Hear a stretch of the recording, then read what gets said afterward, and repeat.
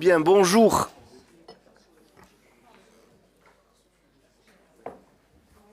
À toutes et à tous, on attend les derniers réglages, les dernières arrivées.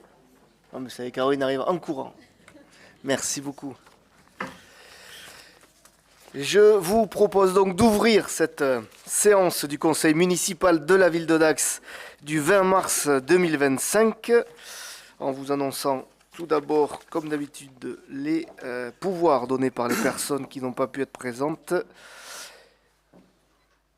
Donc, Sarah Péchaudral-Dourte a donné son pouvoir à Mylène Hainaut. Amine Benalia Brouche m'a donné son pouvoir. Olivier Cousin est là.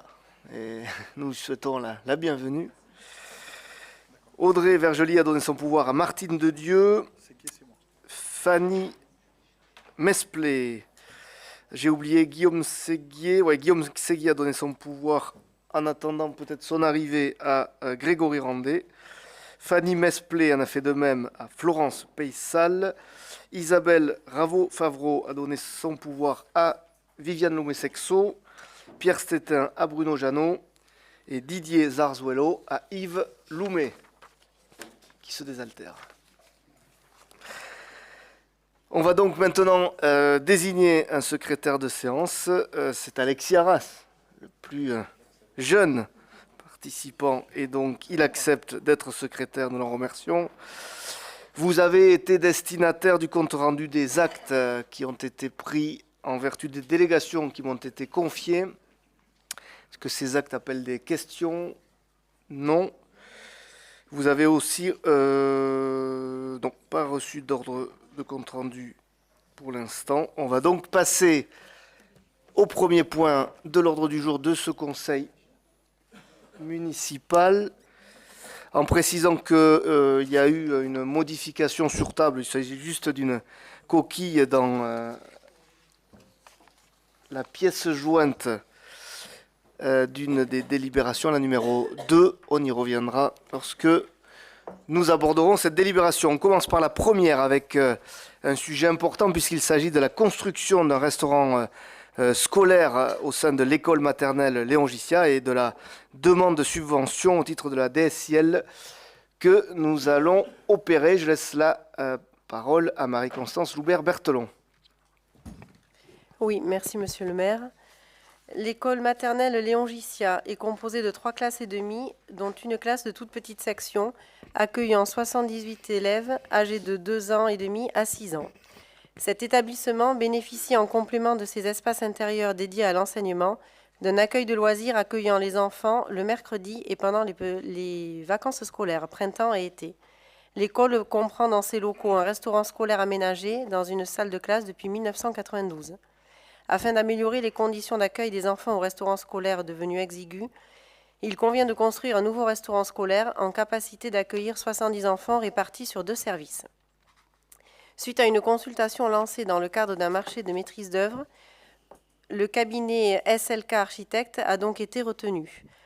Donc, le programme de travaux est établi comme suit. Vous avez donc les dépenses prévisionnelles sous les yeux. Le montant total du projet est estimé à 706 719 000 € hors taxes. Le plan de financement prévisionnel de cette opération est réparti comme suit, donc dans le tableau que vous avez également. Les crédits correspondants sont inscrits au budget primitif de la ville.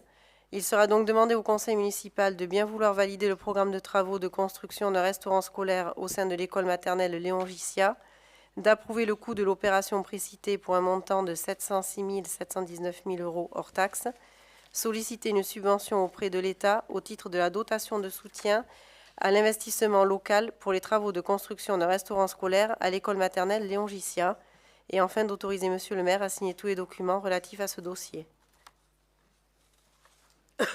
Merci. Y a-t-il des questions d'intervention? Il n'y en a pas, alors je signale l'arrivée de Guillaume Séguier, qui prend les pieds dans le fil, mais qui va arriver à sa place.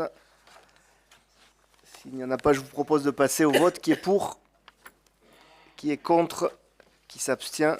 Délibération adoptée à l'unanimité. Merci. Le point numéro 2, donc, qui a amené une petite modification sur la pièce jointe, vraiment mineure. qui concerne l'opération de revitalisation du territoire qui était déjà à l'œuvre sur notre ville et dont le périmètre va être étendu à la commune de Saint-Paul-et-Dax. Je laisse la parole à Grégory Randet. Merci, monsieur le maire. Bonsoir à tous. En octobre 2023, un avenant de projet à la convention de cadre pluriannuelle Action Cœur de Ville et à l'opération de revitalisation du territoire, qu'on dit plus communément ORT, de la ville de Dax était conclu sur la période 2023-2026, en lien avec la mise en œuvre de la deuxième phase du programme Action Cœur de Ville, ACV2, par le gouvernement. Il apparaît aujourd'hui pertinent d'ajouter 2 fiches actions à cette convention cadre. L'une concerne les travaux de construction d'un restaurant scolaire, évoqué un peu avant, pour l'école Léon Gissia, et l'autre pour la mise en œuvre de l'opération de restauration immobilière ORI. Par ailleurs, dans le courant de l'année 2024, la commune de Saint-Paul-et-Dax s'est rapprochée de la ville de Dax et de la communauté d'agglomération du Grand Dax afin de solliciter l'extension du périmètre ORT à certaines zones de son territoire. Après plusieurs échanges entre les collectivités signataires et les services de l'État, les parties se sont entendues sur un projet d'avenant. Ce document se présente sous la forme d'un avenant à l'avenant de projet ORT de la ville de Dax, portant extension du périmètre ORT à des secteurs d'intervention sur la commune de Saint-Paul-et-Dax, intégré sous forme d'addendum à l'avenant de projet en vigueur. Il décrit les enjeux du territoire, sa stratégie de revitalisation, le périmètre ORT pour la commune et le plan d'action. Dans ces conditions, un nouvel avenant à la convention cadre pluriannuelle Action Cœur de Ville doit être approuvé par délibération du conseil municipal. Comme évoqué auparavant, cela concerne la mise en avant des berges de l'Adour côté Dax, parc de l'Adour et la maîtrise d'œuvre pour les 2 connexions prioritaires, parc des Arènes et bord de l'Adour. Et pour la commune de Saint-Paul-et-Dax, ça concerne le Christus, le quartier du Christus, l'étang de Poussagnac et l'Adour pour Saint-Paul-et-Dax. Je ne sais pas s'il y a des questions. Y a-t-il des questions? Non. Pas de questions. Donc, il sera demandé au conseil municipal de bien vouloir approuver les 2 fiches actions à rajouter à la convention cadre pluriannuelle Action Cœur de Ville, telles que figurant en annexe 1, approuver l'avenant de projet joint en annexe 2, portant extension du périmètre ORT à la commune de Saint-Paul-et-Dax, et d'autoriser monsieur le maire à signer le dit avenant, ainsi que tous les documents relatifs à ces dossiers. Merci beaucoup. Merci. Donc, acceptation de la ville de Dax d'ouvrir ce périmètre ORT à la commune de Saint-Paul-et-Dax. On peut entendre parfois qu'on ne serait pas enclin à, bien évidemment, proposer tous ces dispositifs à tout le monde, mais il n'y a eu aucun obstacle dressé sur la possibilité d'élargir cette ORT. S'il n'y a pas de questions à passer au vote, qui est pour, qui est contre, qui s'abstient, voté à l'unanimité. Merci. Point numéro 3, qui concerne les tarifs de l'occupation du domaine public et la participation financière des associations aux Fêtes de Dax 2025. Pascal Dagès. Merci, monsieur le maire. Bonjour à tous. Donc, effectivement, les tarifs d'occupation du domaine public, une délibération récurrente. Chaque année, vous les avez en annexe 1. Il faut savoir qu'il y a une augmentation de 5% pour les forains et les ambulants et de 2% pour les restaurateurs et cafetiers d'Aqua. Depuis 2017 également, il y a un tarif spécial qui permet aux commerçants d'Aqua de solliciter un étalage au droit de leur commerce pour la durée des fêtes ou une extension de cet étalage pour ceux qui en bénéficient toute l'année.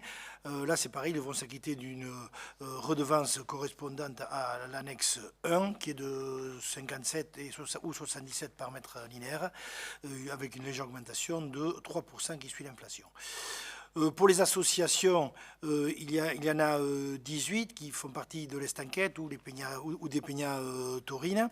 Une augmentation de 50 €, 900 € donc au lieu de 850. Et pour les bodegas sans alcool, ça sera une participation de 700 €. Voilà. Il sera donc demandé au conseil municipal, s'il n'y a pas de question, d'approuver les tarifs d'occupation du domaine public communal à l'occasion des fêtes de Dax 2025, d'approuver les participations financières des associations autorisées à exploiter un débit de boisson temporaire de catégorie 3, un débit de boisson temporaire sur le domaine sans alcool sur le domaine public communal, conformément à l'annexe 1, d'approuver l'ensemble des dispositions particulières concernant l'occupation du domaine public communal jouant en annexe 2, d'approuver le projet de convention des bodegas associatives jouant en annexe 3 de la présente délibération, d'autoriser monsieur le maire à signer tous les documents relatifs à ce dossier. Est-ce qu'il y a des questions? Y en a-t-il des questions? Parce que tu allais un peu vite. Il n'y a pas de questions. Alors on passe au vote. Qui est pour? Qui est contre? Qui s'abstient? Voté avec 7 abstentions. Point numéro 4, la programmation et les tarifs du festival Toros y Salsa 2025. Eh bien oui, là aussi, ça devient récurrent puisque c'est le 30e anniversaire cette année de ce magnifique festival international. Et Gerardo Rosales nous a composé, le directeur artistique nous a composé un très beau plateau. Alors, Je note qu'il y a écrit 29e édition. 29e édition et 30e anniversaire. Voilà. C'est ça, parce qu'il y a eu une période Covid entre-temps. Deux manières différentes de présenter les choses. Il y a eu une entracte, de ça. Donc, qui nous propose 6 concerts au lieu de 5 l'année dernière. Je ne vais pas vous les détailler, vous les avez sur la délibération. Sachez qu'il y aura une conférence de presse qui se déroulera à la mi-mai, où Gerardo Rosales sera là et nous détaillera exactement tous ces concerts. Vous aurez, je pense, même droit à quelques extraits, mais sachez que ce sont des groupes connus internationalement, des groupes qui se lancent ou des groupes connus localement. Donc il y a un panel assez large de musique salsa, tous les styles de musique salsa étant représentés. Alors il n'y aura pas que de la salsa pour ce festival, il y aura également de la danse avec des cours de démonstration et des ateliers. Pour la musique, c'est pareil, des cours, des ateliers. Il y aura également la gastronomie qui aura, comme l'année dernière, pignon sur rue, puisqu'il y a un concours de pincho qui l'année dernière a connu un succès retentissant, puisqu'en une demi-heure, tout le monde était dévalisé. Il y aura peut-être un marché latin, on est en train d'essayer de le construire. Il y aura des activités pour les enfants, toujours pareil, sur le côté transmission que nous voulons absolument accentuer, tant sur la course landaise que sur la corrida. Il y aura une ambiance festive avec les sessions de DJ et un écran LED qui permettra toute la journée de participer visuellement à tout ce qui se passe sur le parc dans la soirée et dans la journée. Les tarifs des casetas restent inchangés, 343 € TTC les 10 mètres carrés. Pour les marchands ambulants, il y aura pareil un tarif forfaitaire comme en 2024 pour les 3 jours, avec une augmentation de 5% à hauteur donc de 195 €. Le budget est de 200 000 €. Il s'équilibre avec la mise à disposition des casetas, les marchands ambulants pour 5 000 €, la subvention du département pour 8 000 € et la participation du budget des fêtes de 135 000 €, ce qui veut dire que ce festival ne coûte rien absolument au Dacois, puisqu'il y a dedans également, évidemment, les recettes des corridas, dont vous aurez, là aussi vers la mi-mai, le plaisir de découvrir la programmation. Il sera donc demandé, s'il n'y a pas de questions au conseil municipal, d'approuver la programmation du festival telle que présentée ci-dessus, d'approuver le plan de financement tel que proposé, de fixer les tarifs de location des casetas et des droits de place pour les marchands ambulants tels que définis ci-dessus, d'autoriser Monsieur le maire à signer tous les documents relatifs à ce dossier. Merci Pascal. Il y a des questions? Pas de questions. On passe au vote. Qui est pour? Qui est contre? Qui s'abstient? Voté à l'unanimité. On entame les délibérations financières maintenant avec le point numéro 5 tout d'abord et l'affectation provisoire des résultats 2024. Je laisse la parole à Mylène Hénaud. Merci Monsieur le maire, bonsoir à tous. Alors pour les affectations provisoires de résultats, je rappelle que ce résultat n'est pas libre d'emploi car il doit couvrir le besoin de financement de la section d'investissement. Alors, sur le budget principal, le résultat 2024 est de 3 920 964 € auquel on ajoute les résultats antérieurs, ce qui nous fait un cumul des résultats à affecter de 9 921 021 € que l'on affecte de la façon suivante. 3 870 572 € à l'investissement pour combler le déficit et en report en section de fonctionnement 6 050 000 €. Pour l'eau thermale, résultat 2024, 60 339 € auquel on ajoute le résultat antérieur, ce qui nous fait un cumul de résultats de 727 701 € qu'on affecte en section de fonctionnement en totalité puisqu'il n'y a pas de besoin de financement d'investissement pour 727 701 €. Le budget des boues thermales Résultat 2024, 123 820 euros, auquel on ajoute le résultat antérieur, ce qui nous fait un cumul des résultats de 419 806 euros, qu'on affecte là aussi en totalité en section de fonctionnement, puisque pas de besoin en investissement. Sur le budget des fêtes, un résultat négatif sur l'exercice 2024 de 81 692 euros, auquel on ajoute l'excédent antérieur reporté qui était positif de 520 153 euros, ce qui nous reste à affecter 438 460 euros, qui va être affecté de la façon suivante: au compte investissement 13 847 euros et en report à la section de fonctionnement 424 613 euros. Pour le budget parc de stationnement, résultat 2024 103 471 avec le cumul de le résultat antérieur, ce qui nous fait 235 358 euros, qu'on affecte de la façon suivante: aux recettes d'investissement 141 074 euros et en report à la section de fonctionnement 94 283 euros. Le budget annexe activité assujettie à la TVA, résultat 2024 216 243 euros, qu'on affecte à l'investissement directement puisque la section d'investissement est déficitaire. On a donc 216 243 euros en section d'investissement. Y a-t-il des questions sur cette affectation de résultats? Non. Il est donc demandé au Conseil municipal de bien vouloir approuver l'affectation des résultats provisoires 2024 pour les différents budgets de la ville, conformément au tableau joint en annexe, et d'autoriser Monsieur le maire à signer tous les documents relatifs à ce dossier. Merci. On passe donc au vote. Qui est pour? Qui est contre? Qui s'abstient? Voté à l'unanimité. Le point numéro 6 concerne maintenant les autorisations de programme et crédits de paiement pour 2025, toujours Mylène Hénault. Alors, le recours à la procédure des autorisations de programme, les APCP et les crédits de paiement, donc, a pour objectif de permettre une meilleure transcription budgétaire des opérations d'investissement pluriannuelles. En prévision de l'adoption des budgets primitifs 2025 et notamment du budget principal, les montants des autorisations de programme et des crédits de paiement sont tels qu'indiqués dans le tableau que vous avez, qui est joint en annexe. On peut juste constater, je ne vais pas tout lister, l'autorisation de programme P180-69 embellissement de façade est déclôturée à la somme de 31 926,88 euros.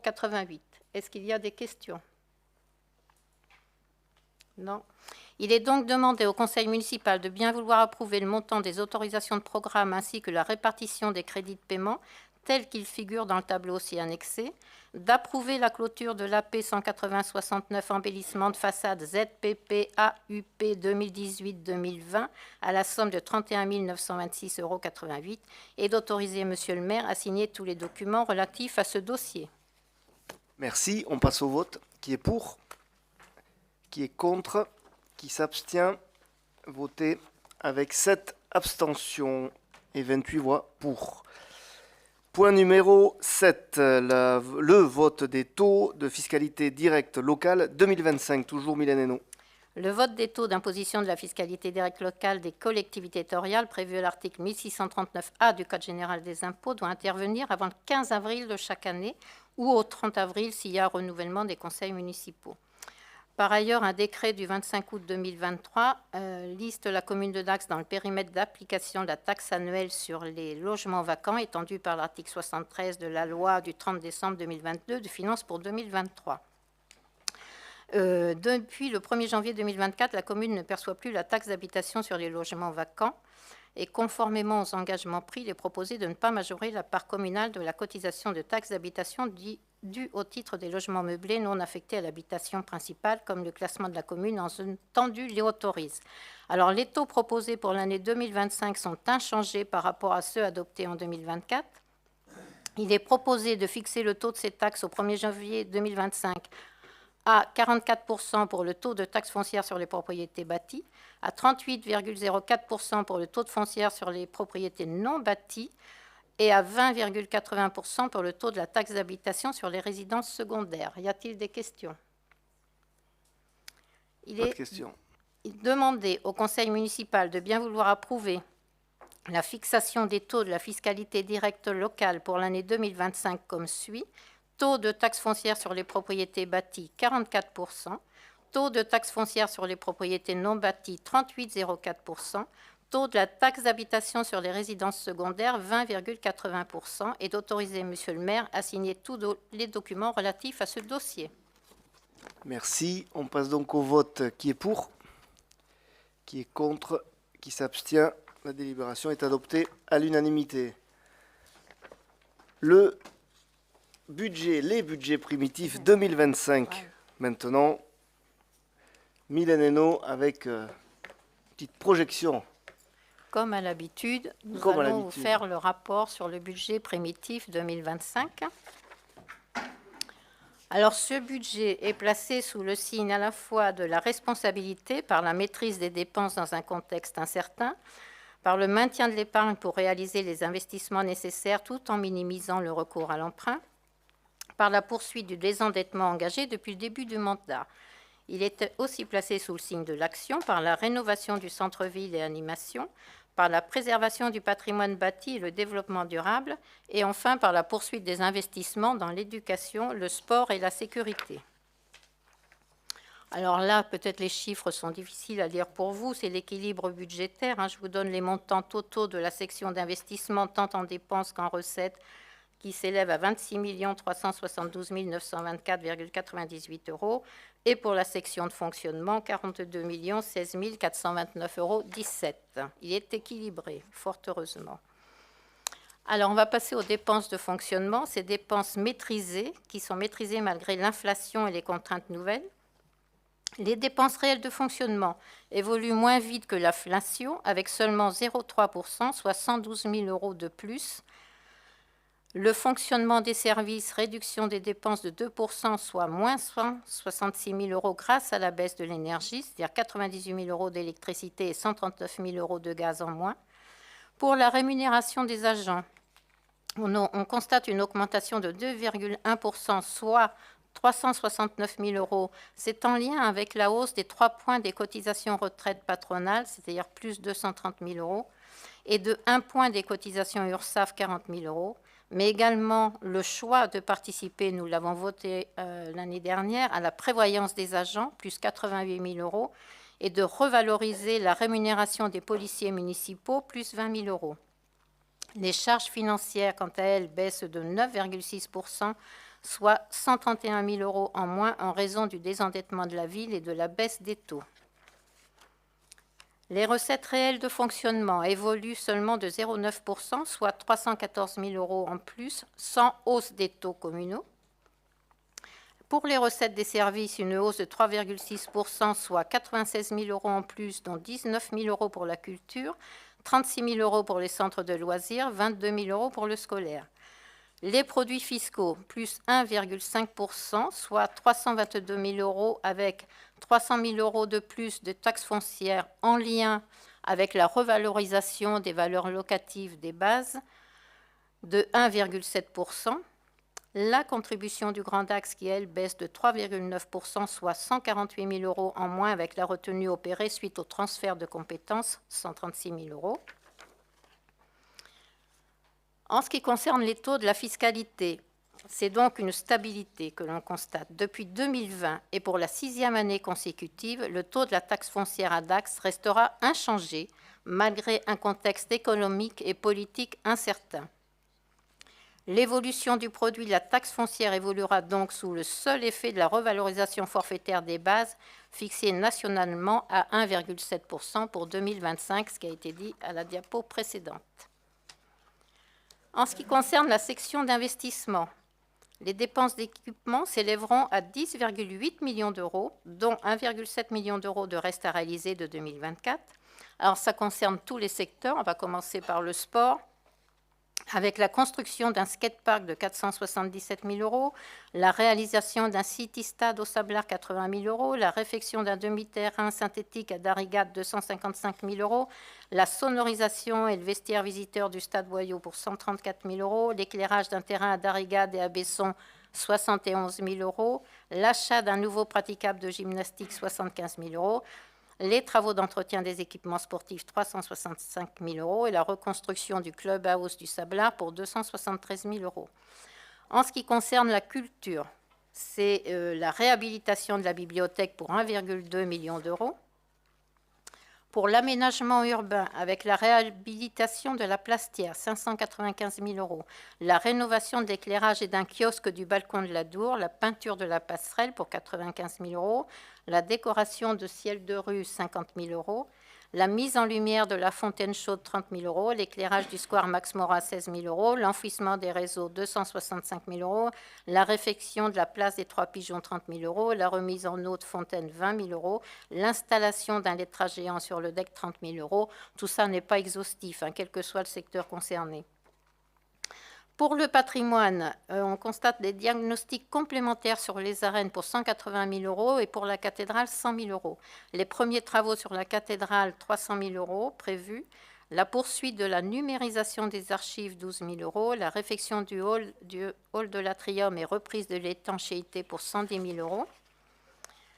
Dans le secteur éducation, c'est la construction du restaurant scolaire Gicia pour 800 000 euros et des travaux d'entretien des bâtiments et cours d'école pour 505 000 euros, matériel et mobilier 62 000 euros. Pour le secteur de la jeunesse, c'est le remplacement de jeux sur les aires existants pour 40 000 euros. Pour le secteur environnement, la plantation d'arbres et la végétalisation du centre-ville pour 145 000 euros. L'installation de 2 blocs sanitaires pour 180 000 euros. La modernisation de l'éclairage de l'atrium de 150 000 euros, la salle d'escrime 35 000 euros, le diagnostic thermique des bâtiments scolaires 60 000 euros. Et enfin, pour l'habitat, avec les aides à la construction, la rénovation de logements sociaux, il est prévu 113 000 euros et des aides à la rénovation des façades pour 109 000 euros. Et enfin, le dernier secteur, et non pas le moindre, mais la sécurité, avec l'installation de nouvelles caméras de protection, 60 000 euros, et le plan de sécurisation des écoles pour 40 000 euros. Alors, comment financer tous ces projets ? Les ressources dégagées du fonctionnement pour 2025 se chiffrent à 9,4 millions d'euros et qui représentent 68% du financement des dépenses réelles d'investissement. Mais il y a aussi des recettes propres d'investissement qui s'élèvent à 6,2 millions d'euros, dont l'affectation du résultat de fonctionnement de 2024, comme on l'a vu tout à l'heure à la première délibération, pour 3,9 millions d'euros, le remboursement de la TVA, le FCTVA pour 580 000 euros, la taxe d'aménagement de 100 000 euros, les amendes de police 250 000 euros, et enfin diverses cessions pour 1,3 million d'euros, et des subventions à hauteur de 1 million d'euros, et enfin un emprunt d'équilibre de 300, évalué pour l'instant à 300 000 euros. Alors, la dette de la ville. Le recours à l'emprunt d'équilibre est limité seulement à 331 951 euros au budget 2025, mais le remboursement en capital de la dette s'élèvera en 2025 à 3 050 000 euros. Ainsi, l'encours de la dette devrait diminuer de 2,7 millions d'euros en 2025 pour s'établir à 39 82 400 euros à fin 2025. La baisse de l'encours de dette du budget principal depuis du mandat serait ainsi de 10,5 millions d'euros, c'est à noter, soit moins 21,3%. Le ratio de désendettement serait de 8,6 ans à fin 2025 sur la base des prévisions du budget primitif. Alors, les chiffres clés à retenir sur le budget principal 2025, une épargne prévisionnelle de 3,6 millions d'euros hors résultat antérieur, qui permet ainsi de couvrir le remboursement de la dette du budget principal grâce à la poursuite des efforts de gestion, des taux de fiscalité stables malgré l'inflation et les dépenses nouvelles subies, un investissement très significatif, 10,8 millions d'euros, y compris les restes à réaliser de 2024, au budget principal pour mettre en œuvre le projet de mandat et améliorer la qualité des équipements publics. Et enfin, un endettement prévisionnel en forte baisse de 2,7 millions d'euros pour poursuivre l'objectif de désendetter la ville. Ça, c'était pour le budget de la ville. On va passer au budget annexe. Les budgets annexes de la Régie municipale des eaux et des boues thermales. Les dépenses d'exploitation de la Régie des eaux et des boues s'élèvent en 2025 à 2,5 millions d'euros. Les recettes réelles d'exploitation sont attendues à 1,2 million d'euros au budget des boues, 1,1 million d'euros en 2024 et à 1,3 million d'euros au budget de l'eau thermale contre 1,2 million d'euros hors taxes en 2024. Les dépenses d'équipement représentent au total 3,1 millions d'euros hors taxes et sont financées sans recours à l'emprunt. Pour le budget annexe, des fêtes, les dépenses réelles de fonctionnement s'élèvent en 2025 à 4,9 millions d'euros. Les recettes réelles de fonctionnement sont attendues à 5,1 millions d'euros, y compris l'excédent de 2024. Et le budget des fêtes s'équilibre cette année encore sans subvention du budget principal. Le budget annexe activités assujetties à la TVA. Les dépenses réelles de fonctionnement s'élèvent en 2025 à 225 000 euros. Les recettes réelles de fonctionnement sont attendues à 516 000 euros. Et le remboursement de la dette de 270 000 euros est couvert par l'autofinancement dégagé de 290 000 euros. Sur le budget annexe de stationnement, les dépenses réelles de fonctionnement s'élèvent en 2025 à 325 000 euros. Les recettes réelles de fonctionnement sont attendues à 535 000 euros. Tout cela est hors taxe puisque c'est un budget hors TVA. Le remboursement de la dette est de 144 000 euros et couvert, lui, par l'autofinancement dégagé de 304 000 euros. Et les investissements s'élèvent à 345 000 euros hors taxe avec l'aménagement des sorties du parking Chanzy et la rénovation de l'éclairage du parking des Berges. Vous avez une synthèse des chiffres clés consolidés. Je ne vais peut-être pas vous les lire. Ce qu'il faut noter, c'est qu'avec les budgets annexes, autant le budget de la ville est à 8,6 ans, avec tous les budgets annexes, la capacité de désendettement consolidé au 31/12/2025 est de 11,4 ans. Voilà pour le budget de la ville et des budgets annexes. Est-ce que vous avez des questions? Je suppose que oui. Axel Verdier-Bargaoui. Oui, bonsoir. Écoutez, une fois n'est pas coutume, on va éviter de partir sur je vais appeler ça une guerre des chiffres et des discussions sur les éléments que vous avez communiqués. En revanche, il y a un point qu'on souhaiterait évoquer avec vous ce soir qui est une réelle source d'inquiétude pour notre groupe et je pense pour de nombreux d'Aqua. C'est que nous constatons une baisse d'attractivité de notre ville, notamment au niveau de la fréquentation du commerce et de la fréquentation d'établissements thermaux. Il y a des chiffres qui ont été annoncés, c'est constaté par les acteurs de notre centre-ville. Et je ne vous cache pas qu'on aurait souhaité de voir un petit peu une politique un peu plus volontariste en termes alors, je vais dire d'animation, mais je ne suis pas certaine que ce soit vraiment la clé. On a évoqué plusieurs fois dans ce conseil, et on l'a demandé à maintes reprises, un ralentissement en termes de planning de travaux notamment. On avait parlé plusieurs fois de ce sujet.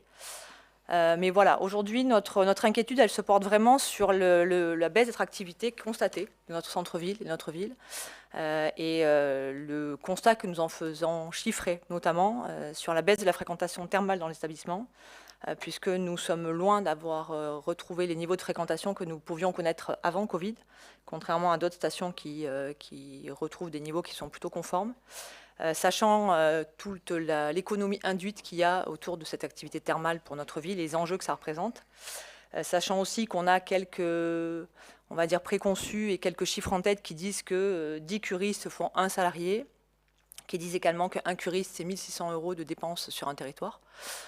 Quand on constate aujourd'hui que nous avons des baisses de fréquentation thermale, alors en fonction des chiffres qui vont de 10 à 15 000 curistes en moins sur la destination, je ne vous cache pas que voilà, nous aurions aimé voir dans le budget primitif que nous avez présenté quelques actions qui auraient peut-être pu participer à redonner un peu de souffle et de visibilité à notre centre-ville. Voilà. Est-ce que vous pouvez nous préciser les actions que vous attendiez du coup? Écoutez, sauf erreur omission de ma part, vous avez été élu pour ça, non? Non, mais ah d'accord, j'ai eu peur. vous avez l'air...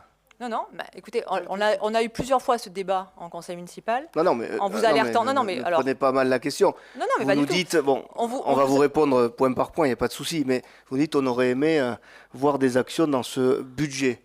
Donc lesquelles, c'est tout? Alors, on vous a alerté plusieurs fois sur le planning des travaux que vous avez mis en œuvre, en vous indiquant que nous aurions trouvé légitime que ce soit phasé différemment. C'est un débat qu'on a eu plusieurs fois, au cours desquels nous avez expliqué votre volonté de finir le plan de travaux que vous aviez présenté au niveau de votre programme par rapport à ce mandat.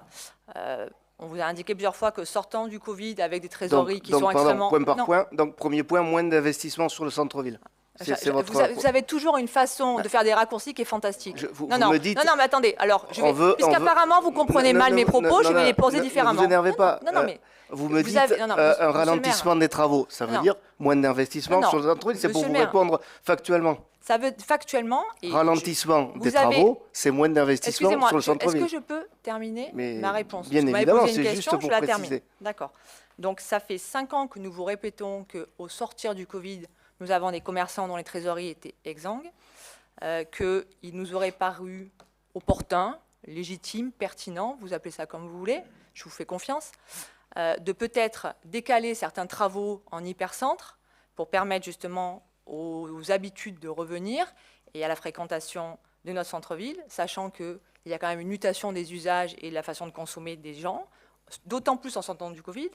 Donc on vous avait plusieurs fois interpellé en vous disant est-ce qu'il n'y a pas un phasage qui pourrait être fait différemment pour permettre aux gens de revenir en ville, notamment aux curistes aussi, de revenir en ville, de profiter de nos centres-villes et permettre aux trésoreries de se reconstituer un peu. Vous me regardez avec un air fantastique. Bon, passons. Non, mais il n'y a pas de souci. Donc, on continue. Donc, ça fait plusieurs fois qu'on vous alerte là-dessus en vous disant, attention, on pense, à propos ou pas, que ça aurait dû être fait différemment, et notamment parce que nous constatons, et aujourd'hui, nous ne sommes pas les seuls à le faire, les chiffres sont là, qu'il y a une baisse significative et du thermalisme et du centre-ville, et que ces travaux qui se sont enchaînés ont peut-être participé à ce que, justement, on ait une baisse de fréquentation. Voilà.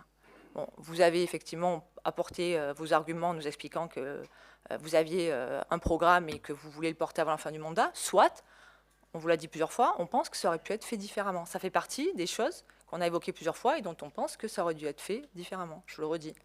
Je ne vous parle pas de faire moins d'investissements. Je vous parle juste de phaser différemment les travaux. C'est tout. Bon, écoutez, faites-en ce que vous voulez. C'est fini. D'accord.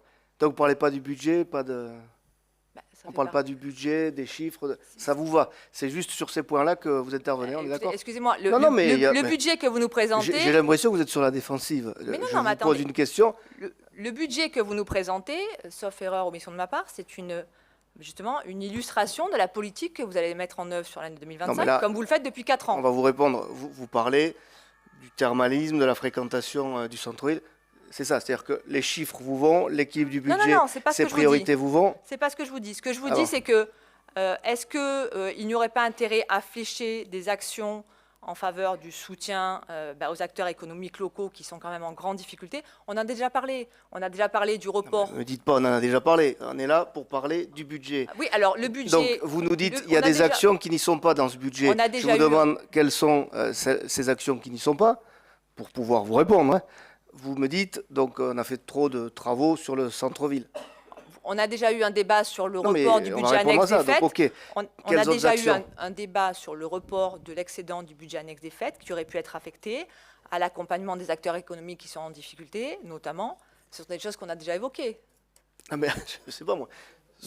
Alors qu'est-ce qu'il faut reprendre toutes vos interventions depuis le début du mandat? C'est pour ça que j'ai commencé mon propos en indiquant qu'on ne va pas encore revenir une fois sur le débat des chiffres. Sur le budget, sur les choses, non mais sur des choses que nous vous répétons depuis 4 ans et pour lesquelles visiblement vous n'avez peu ou pas de considération. Donc la conclusion que nous en tirons aujourd'hui, c'est qu'après 5 ans d'exercice de votre mandat, on constate aujourd'hui qu'on a une baisse de la fréquentation de la ville, qu'on a des commerçants pour lesquels c'est extrêmement difficile aujourd'hui et que nous aurions souhaité, mais il vous reste encore une année pour le faire en tout cas, peut-être qu'il y ait des actions qui soient plus fléchées à destination du soutien des acteurs économiques. Bon allez, on ne va pas tourner en rond sur la question. On vous répond. Qui veut commencer? Grégory Randé. Oui, merci. Au sein de votre groupe, je ne sais pas, Yves Loumet, quel Yves Loumet a assisté à la réunion de Daxatou? Est-ce que c'est l'élu? Est-ce que c'est le membre de Daxatou? Parce qu'on a présenté quand même l'application MyTraffic à l'ensemble des commerçants du centre-ville de Dax, et bien au-delà. Une présentation factuelle des chiffres. Ce n'est ni moi ni monsieur le maire qui avons créé ce logiciel. C'est un logiciel qui a été créé par des informaticiens en collaboration avec l'Agence nationale de cohésion des territoires. Donc c'est quand même des chiffres factuels. Vous me dites que le centre-ville n'est pas fréquenté. Enfin, il faut quand même être mauvaise foi pour le dire. On est passé du moyen de 900 000 personnes en moyenne mensuelle En 2022, à la sortie du Covid, on arrive à une moyenne de 1,3 million. Mais oui, mais vous pouvez souffler, mais c'est factuel, je n'invente pas les chiffres. Donc, oui, vous pouvez répondre, M. Loumet. Donc, cette fréquentation est liée. Après, les travaux sont nécessaires. On est arrivé en 2020 avec un centre-ville qui est périclité, avec oui, vous pouvez souffler, mais les pavés, le dallage dans les rues était catastrophique, les façades étaient catastrophiques. Avec notre action, beaucoup de propriétaires ont engagé des travaux de façade dans les rues, rue Neuve, rue des Carmes, rue Saint-Vincent. C'est signe qu'il y a quand même une vitalité au sein du centre-ville. Vous parlez toujours des commerçants qui ont des difficultés, mais il y a aussi des commerçants qui travaillent. Il faut souligner et encourager ceux qui travaillent aussi. Si nous avons sollicité cette solution de comptage de piétons au sein du centre-ville, c'est pour montrer aussi à l'ensemble des commerçants qu'il y a un potentiel de consommation sur le centre-ville de Dax. Après, les commerçants, on est tous différents. Il y a des commerçants qui vont de l'avant, les commerçants vont de l'avant en faisant la promotion de leurs produits, d'autres qui sont plus attentistes. Donc c'est vrai que cette solution permet aussi d'éveiller les consciences et de dire que le potentiel est là. Et il faut consommer. Après, vous nous critiquez sur la rénovation du plateau piétonnier, sur le manque d'action qu'on aurait soi-disant sur le centre-ville, mais c'est pas nous qui avons auparavant signé les CDAC pour promouvoir l'extension des centres commerciaux sur les périphéries de Dax quand même. C'est pas notre groupe qui l'avons fait. Nous, on est plutôt dans l'action à faire la promotion du centre-ville. Donc, je veux bien tout entendre. Mais vous avez laissé quand même un héritage dans ce sens en permettant l'extension de centres commerciaux et même de centres commerciaux qui ne sont pas faits, bien heureusement pour le centre-ville de Dax. Merci. Alors, Axel Verdier-Bargaoui. Juste une remarque, Monsieur Randet, je regrette vraiment sincèrement que vous fassiez un raccourci qui consiste à dire que les commerçants qui vont mal sont des commerçants attentistes. C'est ce que vous venez de dire. Si, c'est exactement ce que vous venez de dire. C'est exactement ce que vous venez de dire. Voilà. Il y a des commerçants qui se battent, qui mettent en place des actions, qui essaient de créer une dynamique et qui, malgré l'énergie qu'ils y mettent, ont des situations de perte de chiffre d'affaires et de trésorerie qui sont catastrophiques. Donc je trouve que vous faites un raccourci qui est... Si, je vous assure. Et réécoutez vos propos. Je vous assure. Donc, à un moment donné, faites attention justement de ne pas faire ce type de raccourci, parce qu'il ne faut pas dire que les commerçants, ou laisser à penser que les commerçants qui vont mal sont des commerçants qui sont attentistes et qui se laissent porter par le courant. Ce n'est pas le cas.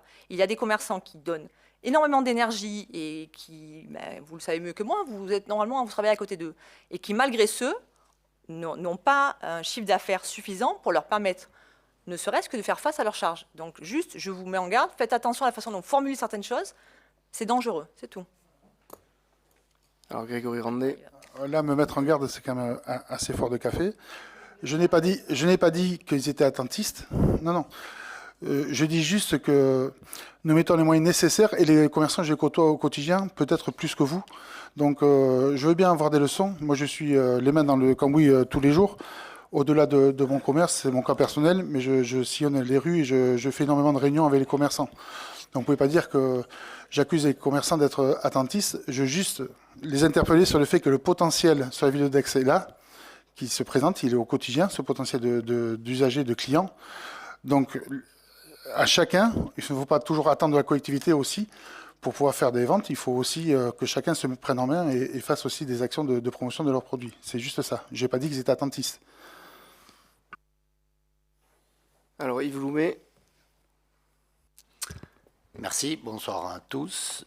Première chose, Monsieur Randet, vous relirez, mais vous l'avez bien dit. Alors, vous avez fait le distinguo entre ceux qui étaient dynamiques et ceux qui étaient dans des positions attentistes.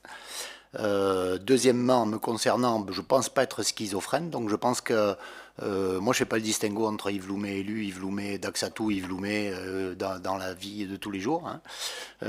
Et j'ai par contre très bien écouté, effectivement, ce qui s'est dit... lors de l'Assemblée Générale de Daxatou jeudi dernier.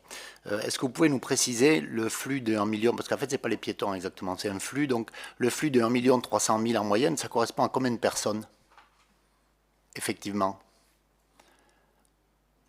Alors, Grégory Randet. Ça correspond entre 90 et 100 000 personnes, mais c'est des personnes qui sont tous les jours sur le centre-ville. Merci. Yves Loumet. Oui, donc 90 000 personnes entre 90 et 100 000, personnes qui effectivement fréquentent le centre-ville sur une moyenne d'un mois. Hein. Ce n'est pas tous les jours, hein, ce n'est pas 90 000 par jour. Hein, que les gens comprennent bien. Si c'est... Alors, on va simplifier, si vous voulez bien, pour ne pas parler de 3 333, on va dire si c'est 90 000, ça fait à peu près 3 000 par jour. On est d'accord? Ah, c'est 3 000. Non. Ah si, c'est ça. Hein. C'est les chiffres, on va pas rentrer... non, de mais toute les façon, chiffres, c'est les pas chiffres, le... quand ils vous arrangent, ils sont Finissez. bons, et quand ils vous arrangent pas, on ils va sont vous moins expliquer, mais vous êtes en train de tordre la réalité pour Pas tout à essayer fait. de Pas tout souligner à votre fait. propos. Il y a des comparaisons très claires, notamment avec un centre commercial à côté où on prend exactement les mêmes données et on voit que la Bien. fréquentation est supérieure.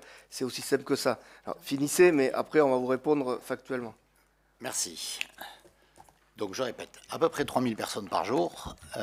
Si on enlève les salariés qui travaillent en centre-ville, parce que je répète, c'est un flux, c'est-à-dire c'est des gens qui ont actionné leurs données GPS et qui sont enregistrés comme ça par MyTraffic. Si on enlève les salariés, si on enlève les clients des restaurants de midi, des hôtels, que Ah non, sais-je, mais si on enlève...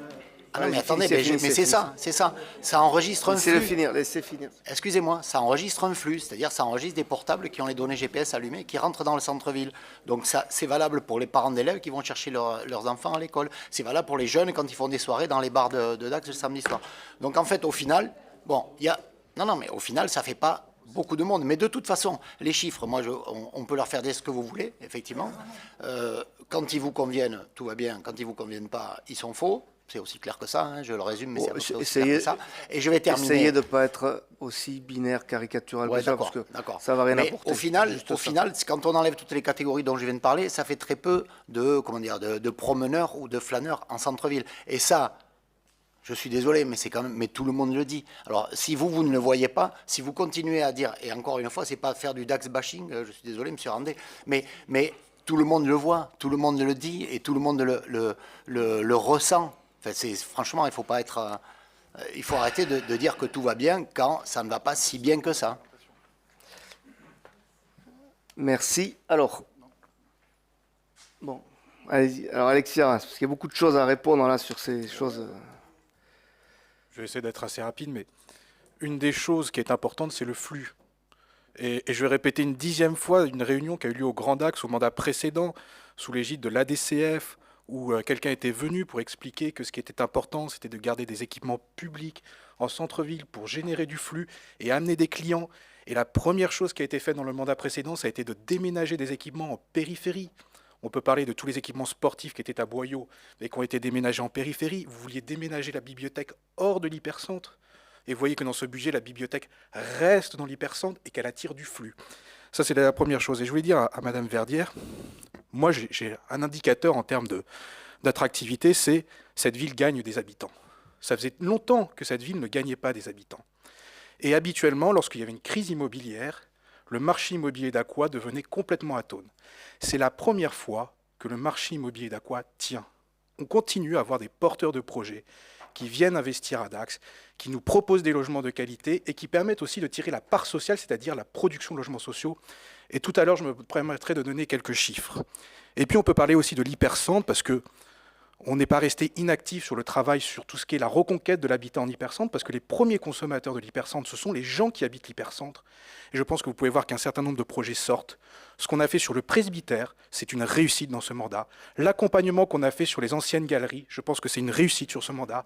Le projet que nous portons avec un porteur de projet sur l'ancienne hôtel particulier rue du Palais qui servait de CCS, c'est des gens qui habiteront en centre-ville, qui demain consommeront en centre-ville. Et toute cette stratégie-là, on l'amène, et le combat, il ne se fait pas simplement sur la question du commerce, il se fait sur toutes les fonctionnalités de la ville, et je pense qu'on le retrouve aussi dans ce budget. Je vous remercie. Merci. Axel Verdière-Bargaoui. Alors, j'entends ce que vous dites effectivement, Monsieur Arras. En revanche, le commerce est une chose. Le deuxième point que personne n'évoque depuis tout à l'heure, c'est la baisse de la fréquentation thermale. À un moment donné, vous parlez de l'attractivité et Non, mais on va y du venir. gain, oui, non, mais du gain de nombre d'habitants de notre collectivité. Nous avons un territoire de façon élargie au-delà de Dax, et Dax en bénéficie, qui effectivement est un territoire avec une démographie positive et qui est attractive, et tant mieux, c'est une bonne chose. En revanche, factuellement, on insiste là-dessus, aujourd'hui, on constate que on a une baisse de fréquentation thermale qui est importante, sachant que c'est une activité économique primordiale pour notre territoire. Donc ça fait partie des indicateurs qui font que nous nous alertons sur l'attractivité de façon générale de notre collectivité. Merci. Martine de Dieu. Merci, Monsieur le Président, chers collègues.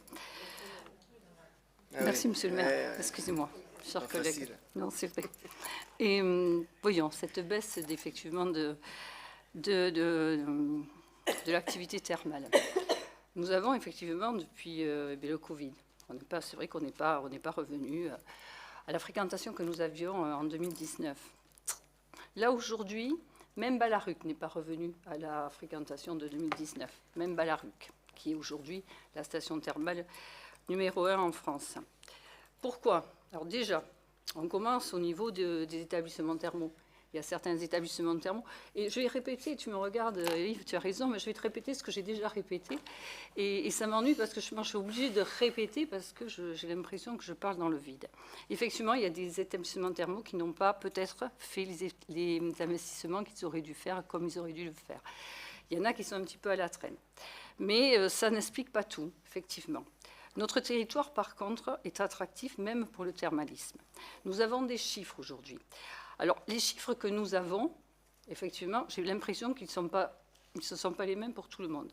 Nous avons le CNET qui donne des chiffres, nous avons Land d'attractivité qui donne des chiffres, et nous avons surtout la Régie municipale des eaux et des boues qui, elle, vend l'eau thermale et la boue thermale uniquement à nos établissements thermaux. Donc, les chiffres déjà entre Land d'attractivité et le CNET ne sont pas les mêmes. Alors, nous avons eu là une circulaire du CNET qui est arrivée, donc je vais relire cette phrase qu'apparemment il n'y a que moi qui écoute. Il est à relever que les données de l'année 2023 ont été réactualisées au regard des données nouvelles communiquées par certains établissements. Ce papier-là, nous l'avons reçu en février 2025. Cela veut dire donc que les données 2023, les vraies données 2023 du CNET ont été reçues en 2025. Donc nous pouvons imaginer que celles reçues en 2024, nous allons les avoir en 2026. Vous êtes d'accord avec moi? C'est factuel. Par contre, au niveau de la Régie des eaux et des boues, moi j'ai des chiffres qui sont qu'on a vendu beaucoup plus de boue aux établissements thermaux en 2024 qu'en 2023. Ça, c'est factuel. J'ai les chiffres, ils sont là. Au niveau de l'eau thermale, c'est la même chose. Nous avons vendu davantage d'eau thermale. Alors, sur le chiffre de la boue, c'est quand même, et c'est factuel, et à part se servir de la boue pour faire des soins thermaux, je ne vois pas ce qu'ils peuvent faire d'autre. Nous sommes aujourd'hui à plus de 15 461 sachets de boue de 10 kg. En considérant qu'une cure, c'est 40 kg par curiste, on peut considérer qu'on est à plus de 3 800 curistes de plus. Voilà ce que je peux vous dire. Et ça, c'est les chiffres sur tous les établissements. Qu'est-ce que vous voulez que je vous rajoute de plus? Vous dire qu'on n'a pas de curistes qui viennent? Non, oui, on a des curistes. Ils sont contents. Et attendez, je n'ai pas fini. Et en plus, sur le premier semestre là, de l'année 2025, on est déjà en hausse sur la vente de boue par rapport à 2024 de plus de 4%. Voilà ce que je peux vous dire. Ça, c'est factuel, j'ai les chiffres. À propos de l'attractivité de notre territoire, je trouve que là, alors comme dirait mon ami, c'est fort de café. On est en train aujourd'hui, demain, on commence le festival des têtes en l'air. L'an dernier, le festival des têtes en l'air, premier festival qu'on arrive à avoir plus de 20 000 personnes. Et en plus, un festival qui est multigénérationnel. Nous avons des enfants jusqu'aux EHPAD qui ont agi sur ce festival. Là, vous avez, je ne sais pas, j'espère pour vous que vous avez vu qu'on a une tête géante qui est sur le parc de la mairie. J'espère pour vous que vous avez vu le nombre d'enfants qui sont venus. Tout le monde participe à ça. On a du beau temps. La seule chose qui nous manque, c'est le temps. Si on a du beau temps demain, après-demain et le dimanche, on a plus de 25 000 personnes qui vont venir sur notre territoire. 25 000 personnes qui vont consommer sur notre territoire. L'an dernier, sur les têtes en l'air, vous avez les restaurateurs, les bars qui nous disaient que c'était leur chiffre d'affaires le plus élevé après celui des fêtes de Dax. Ne me dites pas que le territoire n'est pas attractif. Dax tellement Noël. Quand nous avons pris la mairie de Dax, il n'y avait rien pour Noël. Il y avait trois petites animations. Non, il n'y avait rien. Non, il n'y avait rien. Non, je peux vous assurer parce que nous sommes d'accord. Oui, non. Il n'y avait pas. Alors, vous avez vu cette année? On a une parade. On a des instants forts. On a Dax tellement Noël, ça dure un mois. Ça dure un mois. Hein? Comment? Ah bon, mais écoutez, je suis désolée, il faut que vous veniez à Dax plus souvent. Je vais vous parler de la saison culturelle. La saison culturelle, quand au niveau de la saison culturelle, au niveau de l'Atrium, le maximum qui a été fait avant qu'on arrive, on est arrivé à 90 000 € de chiffre d'affaires. Là, on va finir la saison culturelle 2024-25 à 210 000 € de chiffre d'affaires. On a tous les spectacles sont pleins. On arrive même à avoir des listes d'attente pour pouvoir réserver un spectacle. La semaine prochaine, vous avez Joséphine Baker, la comédie musicale Joséphine Baker. On a 30 personnes en attente. Voilà, c'est ça. Les têtes en l'air, je vous en ai parlé. Clap sur le polar. Alors, effectivement, on a changé les rencontres aux allières pour faire clap sur le polar. Cette année, plus de 3500 personnes. Les artistiques, on donne l'Atrium pendant 8 jours, l'école d'art plastique, le conservatoire de musique et de danse sur l'Atrium. Les enfants profitent de cet Atrium, en profitent et arrivent à s'exprimer. Et ça aussi, c'est avec les parents, ça c'est multigénérationnel, vous ne pouvez rien dire. Et tout ça, c'est gratuit. Les sonates champêtres, tout le mois de, justement, pour les curistes en particulier, tous les vendredis du mois de juin, gratuit aussi. Et vous dites que le territoire n'est pas attractif. On arrive aujourd'hui, vous savez que... Non, j'ai fini. On arrive aujourd'hui, on est sponsorisé aujourd'hui par Ici Gascogne. Parce qu'ils ont trouvé effectivement que notre territoire était très attractif. C'est pour ça qu'ils nous font de la publicité gratuitement. Le Crédit Agricole est venu aussi nous proposer ses services. Voilà ce qu'est le territoire aujourd'hui. Un territoire attractif où l'on part. Pour les têtes en l'air, vous avez des gens qui viennent de Bordeaux. Pour Dax-Elmont-Noël, il y a des gens qui viennent de Biarritz, qui viennent de Biscarrosse. Alors ne me dites pas aujourd'hui qu'on a laissé le territoire mourir. Merci. Axel Verdier-Bargaoui. Je suis ravie de savoir que vous avez réinventé Noël. Au-delà de ça, je vais avoir le plaisir de vous annoncer quand même que vous nous dites, lorsqu'on fait les têtes en l'air, etc., le carnaval, super. Les restaurateurs. Alors, j'ai une mauvaise nouvelle ou une bonne nouvelle. Il n'y a pas que des restaurateurs dans l'hypercentre de Dax. Non, mais juste... Non, mais attendez. Non, mais je continue mon propos. Dans le cadre des soins qui sont dispensés dans les établissements thermaux, il y a un problème. Effectivement, vous me dites la consommation de boue augmente, la vente de sachets de boue augmente, sauf que factuellement, aujourd'hui, les établissements thermaux déclarent moins de curistes. Alors soit ils ne savent pas compter, soit ils vous donnent de mauvais chiffres, soit peut-être qu'effectivement, le type de soins qu'ils dispensent nécessite plus de boue, parce que j'imagine que quand on soigne une jambe, on a besoin de plus de sachets de boue que quand on soigne un poignet. Non. Toujours est-il que, excusez-moi, les chiffres qui sont aujourd'hui annoncés, ça peut vous faire rire, j'en suis ravie. Les chiffres qui sont annoncés aujourd'hui par les établissements thermaux et par le CNET, vous le prenez comme vous voulez, font état de 14 000 curistes en moins par rapport à des années comme 2017, 2018 ou 2019, où à l'époque, vous étiez à notre place et nous à la vôtre, et vous poussiez des cris d'orfraie en nous expliquant que le thermalisme d'Aqua mourait. Je suis désolée, aujourd'hui, sur la base des mêmes déclarations, alors recomptez ou faites-les recompter, nous constatons dans les chiffres qui sont annoncés 14 000 curistes de moins sur la destination de Dax, uniquement de la ville de Dax. Et je le redis, 10 curistes font un salarié, un curiste, c'est 1 600 € dépensés sur le territoire. Faites le calcul, à un moment donné, si effectivement vous vous contentez d'une réponse qui est de dire les chiffres du CNET sont faux, écoutez, soit, mais je crains que ce ne soit pas que ça, c'est tout. Madame de Dieu. Alors, je n'ai pas dit qu'ils étaient faux. D'ailleurs, si j'ai lu une phrase, apparemment, vous ne l'avez pas bien entendue. L'an dernier, Madame Bargaoui, vous m'avez parlé, vous aviez justement, on parlait aussi du thermalisme, et vous aviez dit à ce moment-là que ce qui n'était pas attractif, c'était les soins, et les soins seront plus chers à Dax. Vous aviez dit ça. Les soins, une cure thermale, c'est un prix conventionné. Donc, ce n'est pas plus cher à Dax qu'à Ballaruc qu'ailleurs. Et là, aujourd'hui, vous me dites, si le curiste, on met davantage de boue, alors non. Pour un curiste, c'est 40 kilos. Vous voyez, vous aurez appris des choses. L'an dernier, vous avez appris que c'était conventionné. Cette année, vous apprenez que c'est 40 kilos de boue par curiste. C'est déjà pas mal. On va y arriver. Après, on a effectivement, pour moi, on n'est pas... Non, mais s'il vous plaît. Comment ? Laissez finir. On vous écoute. Laissez finir. Je n'ai rien de Calmez-vous, vous êtes très énervé ce soir. Il n'y a absolument rien. Le vôtre est très agréable, je vous le reconnais, je le reconnais. Le vôtre, il est très agréable. Non, mais c'est quand je vous sors des chiffres comme ça, je comprends que ça puisse vous énerver. Je comprends. Non, je comprends.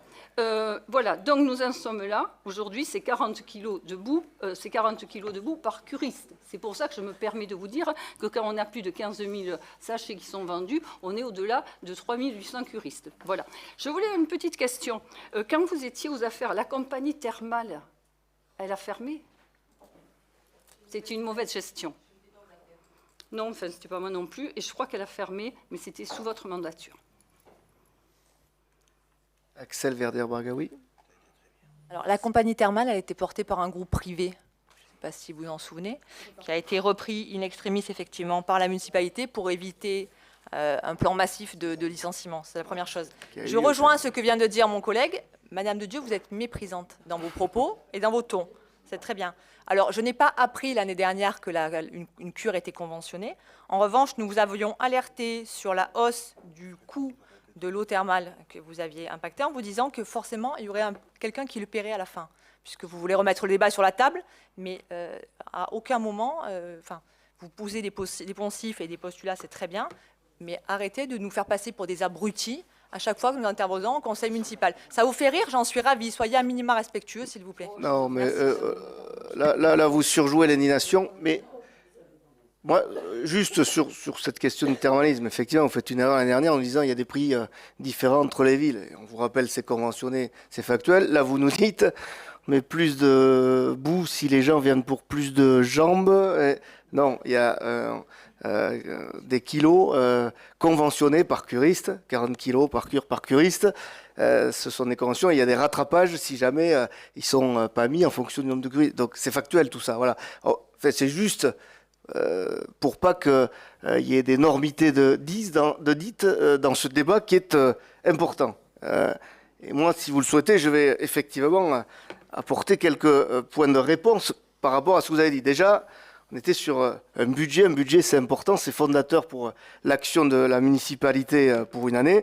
Et je constate que, à part les éléments sur lesquels on va revenir, qui sont comme ça des ressentis sur la fréquentation, l'attractivité, les travaux, sur tout ce qui est proposé dans ce budget-là, qui, je le rappelle, et c'est important de le redire, voit son endettement, l'endettement de la ville baisser, ce qui était loin d'être le cas auparavant, voire l'investissement de 10 millions sur l'année augmenter sur tous les secteurs d'activité, et donc louable pour tout le monde ici, puisque vous n'avez pas contesté ce qui était proposé là. Donc ce qu'il reste, c'est de nous dire, ben voilà, notre centre-ville, il va mal parce que vous avez fait des travaux. Alors, notre centre-ville, c'est un centre-ville de province qui connaît des difficultés comme tous les centres-villes de province en France. Personne n'a jamais nié cet état de fait. Et nous, effectivement, devant cette réalité à laquelle sont confrontées toutes les villes de France, on a pris une option. C'est celui de dire pour que les gens aient envie de venir dans le centre-ville, il faut qu'ils y trouvent un endroit agréable. Et pour ça, la première des choses à faire, c'est d'investir massivement sur les espaces publics pour qu'ils retrouvent l'aspect qui fait que les gens aient envie d'y venir.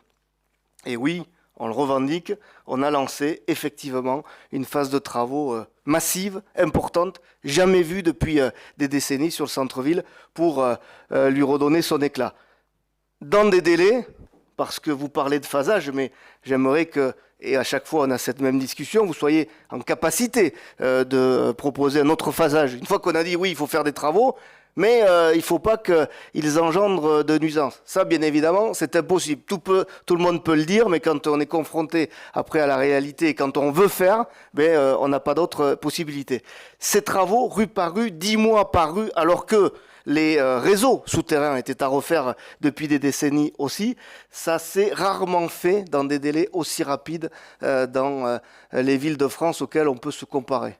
Réseau plus voirie, en 10 mois pour éviter les périodes les plus cruciales, faire des interruptions sur les périodes de Noël et être prêt quand l'été revient et que les fréquentations sont les plus importantes, c'est très compliqué. Et oui, le phasage, on l'a travaillé pour que justement, alors qu'on est bien conscient qu'il y a des nuisances, on puisse pratiquement en permanence accéder à tous les commerces, et que ce soit fait dans un temps minimal pour que les nuisances soient les moins importantes possibles. Et si un autre phasage dans votre esprit était de dire on fait une rue et pas les autres, mais qu'est-ce que vous auriez dit aux commerçants qui auraient vu la rue du voisin refaite avec l'attractivité automatique qui repart quand la rue est refaite, et des commerçants qui seraient restés avec des rues avec des pavés usés comme on les voyait? Qu'est-ce que vous leur aurez dit? Parce que c'est ça la réalité. Une fois qu'on a dit c'est bien les travaux mais on en veut sans nuisance, on n'a rien résolu. Donc oui, on a pris le parti de mener ces investissements. Oui, ils sont en train d'être terminés puisque l'immense majorité du plateau piétonnier aura été refaite dans un temps record, c'est-à-dire en 5 ans. Et oui, il y aura des effets, on en est convaincu, sur l'affluence dans le centre-ville. Bien évidemment, comme on l'a précisé, on travaille aussi sur le logement.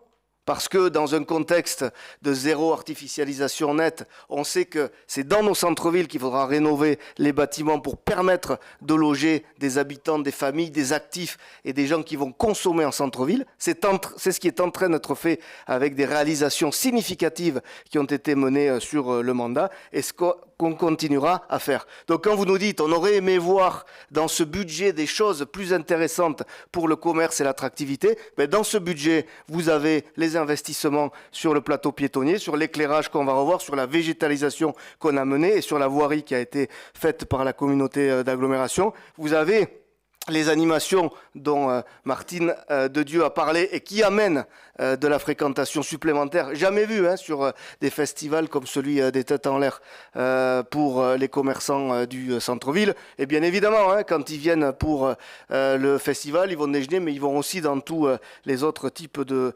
commerces. Et dans ce budget, vous avez aussi les autres investissements parce qu'on ne se focalise pas que sur le centre-ville. Il y a aussi un skatepark, il y a aussi la bibliothèque qui va être refaite en centre-ville. Et je rejoins ce qui a été dit, c'est dans le centre-ville qu'il faut garder ces services pour continuer à avoir de l'affluence et pour faire que, oui, c'est ce que nous souhaitons tous, nous ayons un centre-ville de province qui connaisse une affluence supérieure des autres parce qu'ils sont tous concernés par les problèmes que je décrivais.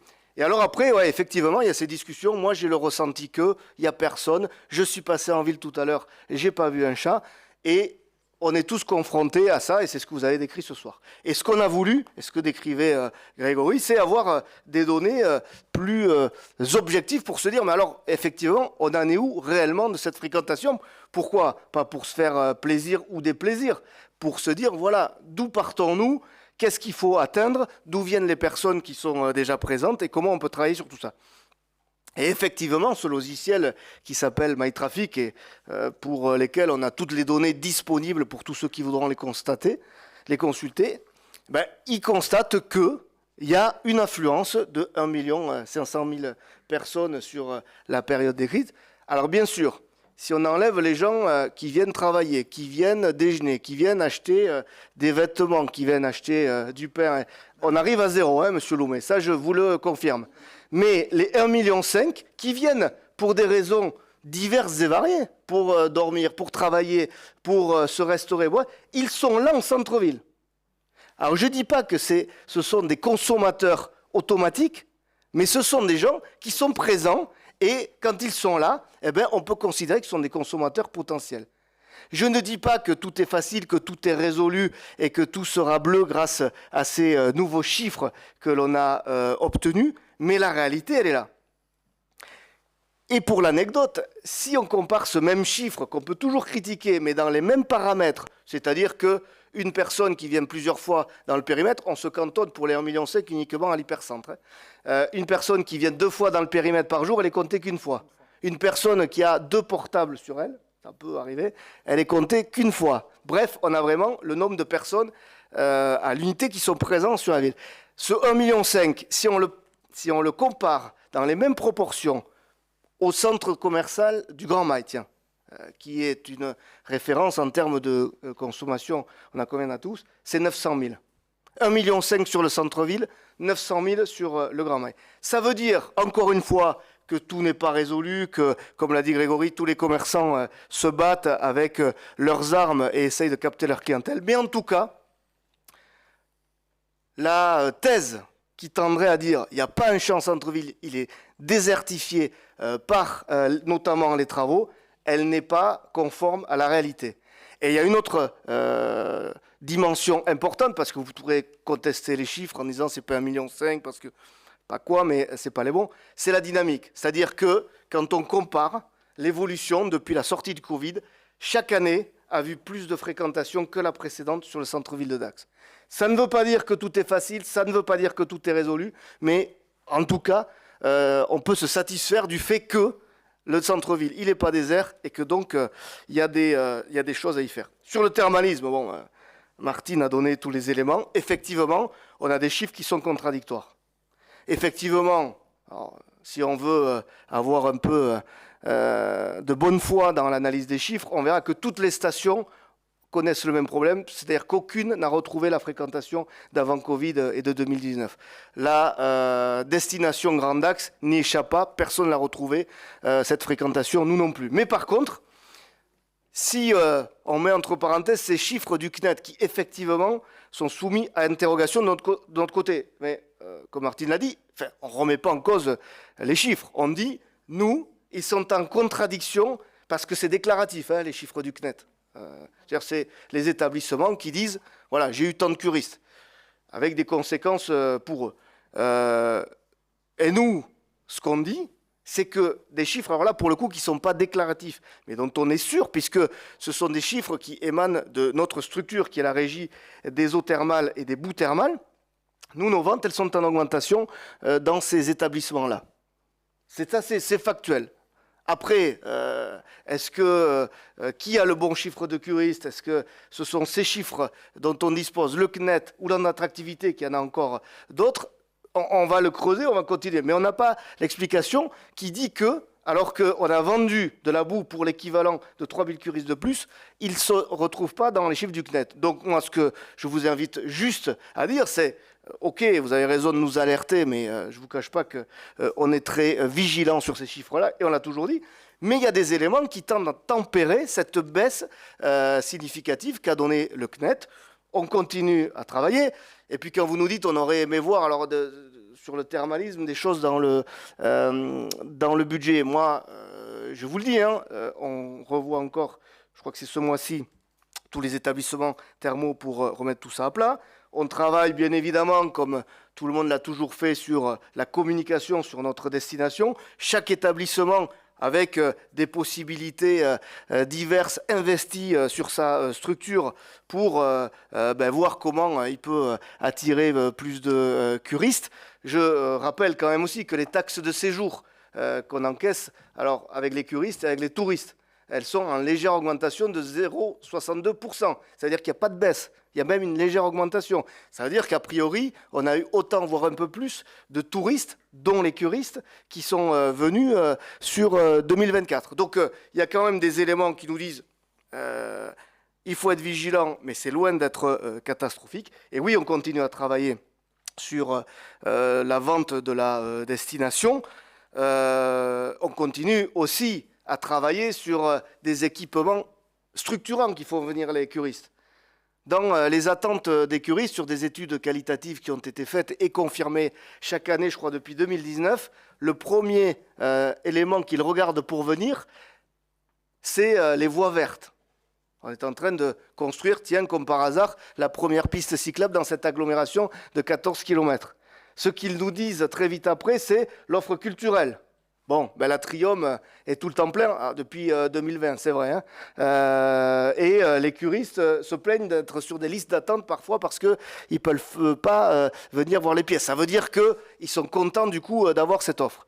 Et tiens, on construit, mais ça je sais que vous n'êtes pas pour, une salle de spectacle multifonction, polyvalente, qui va permettre aussi d'accueillir des événements culturels d'envergure, des séminaires, des congrès, qui va aussi, on n'en doute pas, booster l'attractivité du territoire qui vous est cher.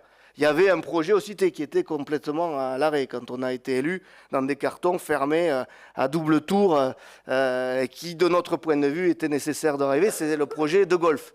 Les travaux du golf de défrichage, ils ont été faits et les travaux vont commencer en septembre. Je pense que pour un curiste qui regarde où il peut aller passer et prendre ses soins, et notamment son accompagnant, c'est important d'avoir un golf. Bref, à tout ça, on y travaille, on continue à y travailler. Ça, ce sont des éléments de fond, hein. C'est pas, tiens, il me semble que, et donc peut-être qu'il faudrait que. Non, là, on parle concrètement. C'est le sens de ce budget. Puis, quand ça va, vous nous dites qu'on est porté par une tendance générale. La démographie, elle augmente parce qu'on est dans un bassin porteur. Donc quand ça va, on est porté. Quand ça ne va pas, c'est notre faute. Donc vous conviendrez qu'il y a sans doute un peu des deux dans tout ça et qu'il n'y a pas matière, même si j'entends que vous puissiez voir les choses de ce point de vue-là pour faire penser qu'on n'a pas bien agi depuis le début de ce mandat, mais en tout cas, les éléments factuels que je viens de montrer, ils montrent que, alors qu'il faut toujours rester vigilant sur les points qu'on a évoqués, on a beaucoup de paramètres et d'indicateurs qui permettent de voir sereinement l'avenir. Mais l'avenir, il est sur des échelles de court, moyen et long terme. Et bien évidemment, quand on mène des investissements nombreux qui peuvent... c'est vrai, susciter de la grogne, comme on l'a fait depuis le début du mandat. Moi, je suis convaincu qu'on a très rapidement les fruits de tout ce qui a été positionné. Et d'ailleurs, c'est ce qu'on constate déjà sur beaucoup de paramètres. Et puis, quand même, vous conviendrez que ce qu'on entend beaucoup, c'est que cette ville...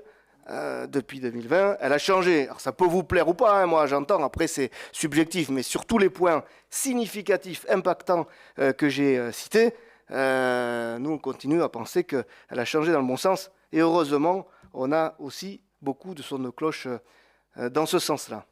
Monsieur Loumet. Merci. Alors tout d'abord, 1,5 million, vous dites, bon, c'est la moyenne était 1,3 million, mais là, on ne va pas pinailler pour 200 000. Mais ce n'est pas 1,3 million personnes qui viennent. Comme Grégory l'a dit, et comme je vous le répète, c'est entre 90 000 et 100 000 personnes. Bon, bref. Oui, pardon, monsieur Loumet, mais on va clore sur ça. L'important, une personne, elle vient. C'est la même qui revient le lendemain, peu importe. Elle est venue en centre-ville. Oui. Donc potentiellement, elle peut acheter, elle peut manger, elle est en centre-ville. Enfin, non, mais il faut clore le truc parce qu'on peut y passer la soirée. Oui. Vous allez nous dire, ouais, mais c'est 90 000 qui reviennent. C'est la même comparaison, c'est les mêmes éléments quand on compare au centre commercial que j'ai cité.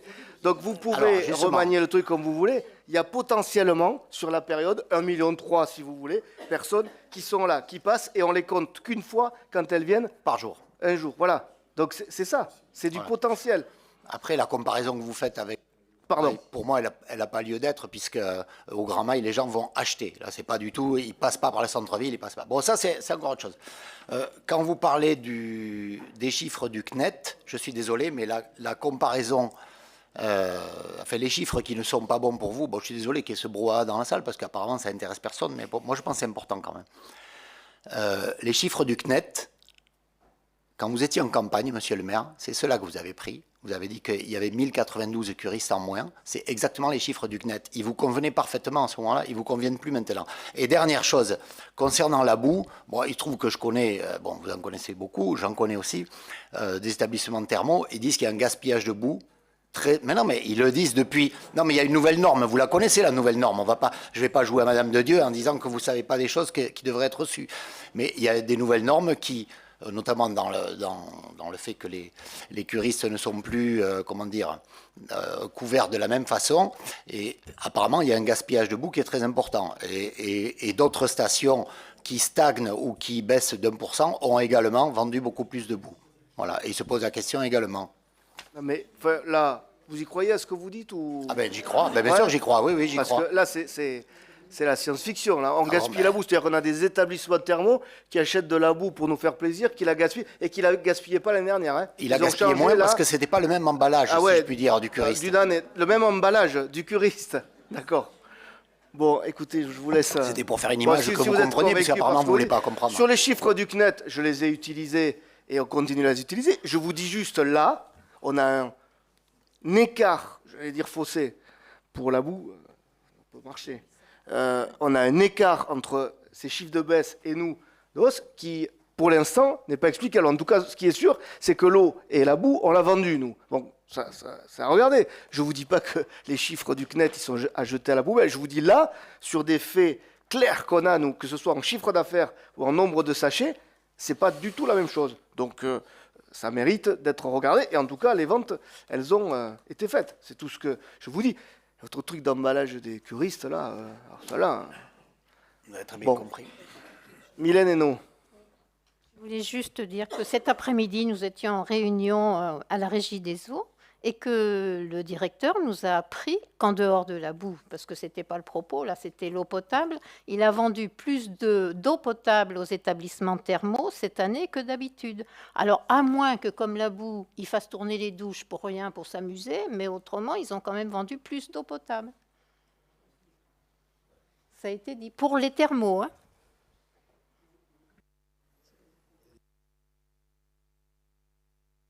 Alors, attendez. Bon, qui veut parler? Martine de Dieu. On explique ça parce qu'il y a davantage de curistes et donc automatiquement, comme il y a davantage de curistes, dès l'instant où on met la boue, parce qu'on la met toujours de la même façon, je suis désolée, mais c'est toujours pareil.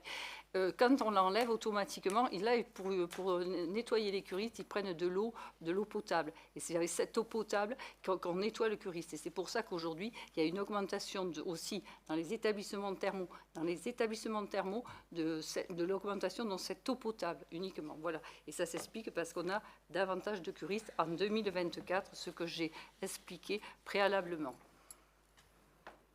Alors, Grégory Randé.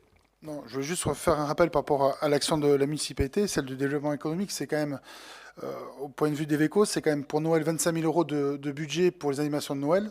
Cette année, il a fait un mauvais temps, mais ils y étaient. On a mis tout en place pour qu'elles existent pour les fêtes de Noël. C'est les ciels de rue, c'est aussi la hausse des subventions pour Daxatou et l'association des Halles. Et c'est aussi 70 cafés chantiers auxquels j'ai assisté tous les mercredis matins, entre 8h et 10h. Et je peux vous dire que c'est pas toujours une partie de plaisir, mais j'étais là pour discuter, échanger avec les commerçants. Et hormis des questions pratiques liées à l'activité du commerce, ces cafés chantiers ont été très très positifs. Et ils ont tous admis que le fait de rénover un centre-ville était porteur pour eux. Donc je veux bien entendre ce que vous dites, mais j'étais quand même tous les mercredis matins avec des commerçants en prise à des problématiques de travaux. Et maintenant, ceux qui sont dans la rue Neuve et rue des Carmes, peut-être que certains ont du mal à joindre les deux bouts. Il y a un contexte aussi, je ne vous le cache pas, vous le savez, économique. J'étais à Pau la semaine dernière, le centre-ville de Pau souffre énormément aussi du contexte économique. J'étais à Paris ce week-end au sein de la franchise. Beaucoup de difficultés d'enseignes pour s'installer sur le centre-ville. On ne va pas le se cacher, l'habillement, le textile, les chaussures. Beaucoup de volets qui sont fermés aussi à Paris. Ce n'est pas une sinécure d'être en province. Donc je pense qu'il faut avoir aussi un peu de recul par rapport à tout ça. Il faut mettre en avant les commerçants qui se battent au quotidien. Je suis assez fier d'eux parce qu'il y a beaucoup d'initiatives qui se font dans les rues maintenant, de type magazines, de vidéos et autres. Je pense qu'il faut aussi et avant tout souligner ceux qui se battent et qui mettent en avant leur magasin. J'ai une pensée pour eux parce que c'est pas toujours simple. Ils ont la boule au ventre par moment, mais ils se battent. Et nous, on est là pour mettre l'huile dans les rouages. Pas d'autres interventions. Alors, malgré tout ce qui a été dit, moi je ne voudrais pas qu'on perde de vue quand même l'objet de cette délibération, c'est ce budget. Encore une fois, avec des chiffres, mais du coup il n'y a plus trop de prise, je l'ai bien compris aussi ce soir, parce que ce qui est là, c'est de l'investissement massif sur la ville en général, pas que sur le centre-ville, tout a été décrit par Mylène Hainaut, un désendettement significatif qui continue, pas pour se faire plaisir, c'est pas pour avoir la médaille d'or du désendettement. C'est parce que ce désendettement, il nous permet de garder la décision sur nos actions. Il nous permet de choisir ce qu'on va faire, là où on va investir, et de ne pas passer des charges trop importantes sur le remboursement de cette dette. Ça fera le 3e exercice pratiquement où on arrive à financer, à autofinancer tous nos investissements. C'est une gestion depuis le début du mandat qui a permis de faire ça sans enlever les services à la population et en maintenant le niveau d'équipement et de structure que les Dacois sont en droit d'attendre. C'est ce qu'il faut retenir au-delà de tous les ressentis qui ont été exprimés ce soir. S'il n'y a pas d'autres interventions, on va passer au vote par... Ah pardon, Mylène Hénaud. Non, mais on va passer au vote, mais je vais juste rappeler à Madame Verdière-Bargaoui que sur l'excédent du budget des fêtes, d'abord, vous n'aviez pas dit de le prendre pour le secteur économique, mais si je me souviens bien, vous aviez cité qu'il soit dévoué plutôt pour les agents, pour le personnel, sur les primes, sur je ne sais plus quoi, et en augmentant le nombre de personnel. Ça, c'est un fait. Deuxièmement, l'excédent, heureusement qu'on le garde sur ce budget, parce que si vous vous souvenez, en 2024, il a été voté une décision modificative en augmentant les dépenses du budget des fêtes de 217 000 € concernant la sécurité, les secours, dû au JO, plus l'inflation sur les chapiteaux, sur un tas de choses. Il faudrait que vous repreniez cette DM, mais on avait plus de dépenses, contrairement à la prévision budgétaire d'origine. Donc, heureusement que nous gardons cet excédent sur ce budget, car on ne sait jamais ce qui peut se passer. Voilà. Alors, est-ce qu'on peut passer au vote maintenant? Oui, mais puisque c'est vrai, j'ai oublié de répondre à ça. Mais juste vite fait, mais tout simplement, entre 200 000 et 400 000 euros de déficit qu'on mettait sur le budget des fêtes qui venait du budget principal. C'est tout simplement autant d'argent qu'on peut remettre sur les écoles, sur la culture, sur le commerce, sur l'habitat, sur le social. Voilà, hein. Ça sert à ça. Hein. C'est-à-dire que soit on les met, comme c'était le cas auparavant, en équilibre du budget des fêtes, et on est fiers d'avoir nos fêtes, hein, entre 200 et 400 000 euros qui partent là, soit ces 200 à 400 000 euros, eh bien, on les garde dans le budget principal et on le remet sur toutes les actions que mène la municipalité. C'est aussi simple que ça. Et compliqué à mettre en œuvre au début, monsieur Dagès. On en a rêvé de ces vers. Hein. Ah, Pascal Dagès, du coup, qui se sent...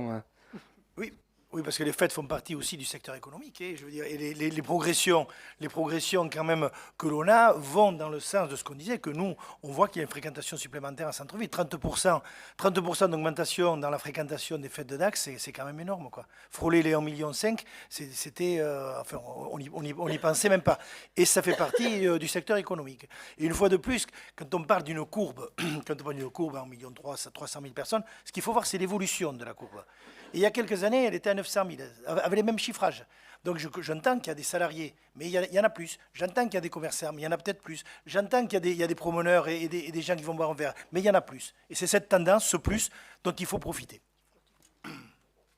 Voilà, c'était le risque. Madame Verdière-Bargaoui. Un mot, Monsieur Dagès, nous sommes ravis que la fréquentation des fêtes soit en hausse. Enfin, il ne vous échappera pas non plus que les commerçants, on va dire hors restaurant et cafetier, il y en a une grande majorité qui est quand même fermée pendant les fêtes, donc ils ne bénéficient pas forcément de cette fréquentation. Je ferme la parenthèse, c'est tout. Et alors, c'est depuis quand ça? Ah, mais depuis toujours. Sauf que vous êtes en train de nous dire voilà, que... c'est le principe des fêtes de Dax. Vous êtes en train de nous dire que la hausse de fréquentation des fêtes bénéficie aux commerçants. Non, mais les autres, ils sont toujours fermés. Pas à tous. Ils étaient fermés, ils le sont toujours. Et ceux qui sont ouverts, ils ont plus de chiffre d'affaires. Voilà. Très bien, sauf que ça ne bénéficie pas à non, mais tous est-ce qu'ils étaient fermés? Qui est 1 500 000 personnes ou 800 000? Est-ce qu'ils sont fermés? Bon, allez. Très bien. Votre silence vaut acceptation. Ah, mais Pascal Dagès, n'en reste pas là. Je suis désolé, c'est les bars, l'hôtellerie, le CHR fait partie du secteur économique. Alors, il est évident que les commerces alimentaires aussi, d'ailleurs, c'est la meilleure semaine pour ces commerces-là de l'année, bien avant Noël. Et je veux dire, ils font partie du secteur économique. Alors, c'est vrai que ça n'arrose pas tous les commerces, parce que depuis des dizaines d'années, certains commerces sont fermés, parce qu'effectivement, c'est un creux pour eux. Mais le CHR fait partie du secteur, entièrement du secteur économique dacquois. Allez, ok. Voilà, on finit sur cette note unanime sur la restauration. Alors, Mylène Hénaud avait la parole. On va passer au vote. Donc, on vote, monsieur le maire, budget par budget, m'a dit Fabrice. Je vous le confirme. Bon. Vous faites voter alors? Oui. Non, mais vous allez l'air bien partir. Il est donc demandé au Conseil municipal de bien vouloir adopter le budget primitif 2025 du budget principal arrêté en recettes et en dépenses selon le tableau 6 juin. On fait voter. Alors, vous le faites ou... Ah bon. Alors, qui est pour? Non, mais attends, non, il faut faire voter par budget. Alors, bon, je vais le faire. Moi, j'y vais. Alors, où ai-je mon papier, du coup? Ouais, troublé. Pour... Et je ne l'ai plus. Voilà. Caroline est là. Alors, pour le budget principal, qui est pour? Qui est contre? Qui s'abstient? Donc, voté avec 28 voix pour et 7 voix contre. Pour les budgets annexes, pour celui des boues thermales, qui est pour? Qui est contre? Qui s'abstient? Donc 28 voix pour, 7 voix contre. Pour celui des eaux thermales, qui est pour? Qui est contre? Qui s'abstient? 28 voix pour, 7 voix contre. Pour le budget annexe des fêtes, qui est pour? Qui est contre? Qui s'abstient? 28 voix pour, 7 voix contre. Pour le budget parc de stationnement, qui est pour? Qui est contre? Qui s'abstient? 28 voix pour, 7 voix contre. Et les activités, le budget annexe activités assujetties à la TVA, qui est pour? Qui est contre? Qui s'abstient? Voté avec 28 voix pour et 7 voix contre. Les budgets primitifs principal et annexes 2025 ont donc été adoptés. Je vous remercie. On passe maintenant au point numéro 9 qui concerne le refinancement de 3 prêts SFIL Milaneno toujours. Alors, la ville de Dax et l'ASFIL se sont rapprochés afin de procéder au refinancement des prêts ci-dessous. Alors, vous l'avez dans la délibération, en raison de leur profil d'amortissement atypique ou du niveau élevé de leur taux par rapport aux conditions actuelles du marché. Pour refinancer les contrats de prêt ci-dessus, il est opportun de recourir à un emprunt d'un montant global de 7 290 355,28 €, ce qui correspond au montant des 3 prêts refinancés, et dont les caractéristiques sont les suivantes. Le prêteur, c'est la Caisse française de financement local. Le montant du contrat de prêt, 7 290 355,28 €. Pour la durée, elle sera de 12 ans et 8 mois. Le versement des fonds réputés versés automatiquement le 15 avril 2025. Le taux d'intérêt annuel, taux fixe maximum de 3,55%. Les échéances d'amortissement et intérêts avec une périodicité trimestrielle. Un mode d'amortissement personnalisé et un remboursement anticipé autorisé pour tout ou partie du montant du capital restant dû, moyennant le paiement d'une indemnité actuarielle.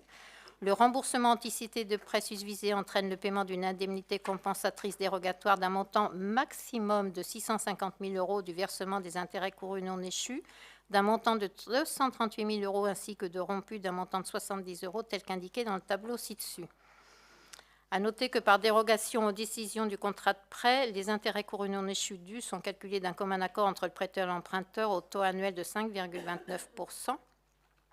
Le contrat de prêt de refinancement est autonome des contrats de prêt refinancés et est exclusivement régi par ces stipulations qui ont été dites précédemment.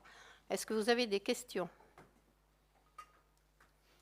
Il est donc demandé au Conseil municipal de bien vouloir approuver le refinancement des contrats de prêt numéro MON 522 307 001. Enfin bon, je vous donne les 3 montants, je ne vous les dis pas. Par un emprunt d'un montant global de 7 290 355,28 € souscrit auprès de la Caisse française de financement local dans les conditions indiquées ci-dessus et d'autoriser Monsieur le maire à signer l'ensemble de la documentation contractuelle relative au contrat de prêt décrit ci-dessus à intervenir avec la Caisse française de financement local. Merci. On passe donc au vote. Qui est pour? Qui est contre? Qui s'abstient? Délibération adoptée à l'unanimité. Merci. Le point numéro 10 concerne l'adhésion à la centrale d'achat dénommée Canut. Je crois qu'on prononce le T. La mutualisation des achats constitue un levier important au regard de l'efficacité économique de la commande publique.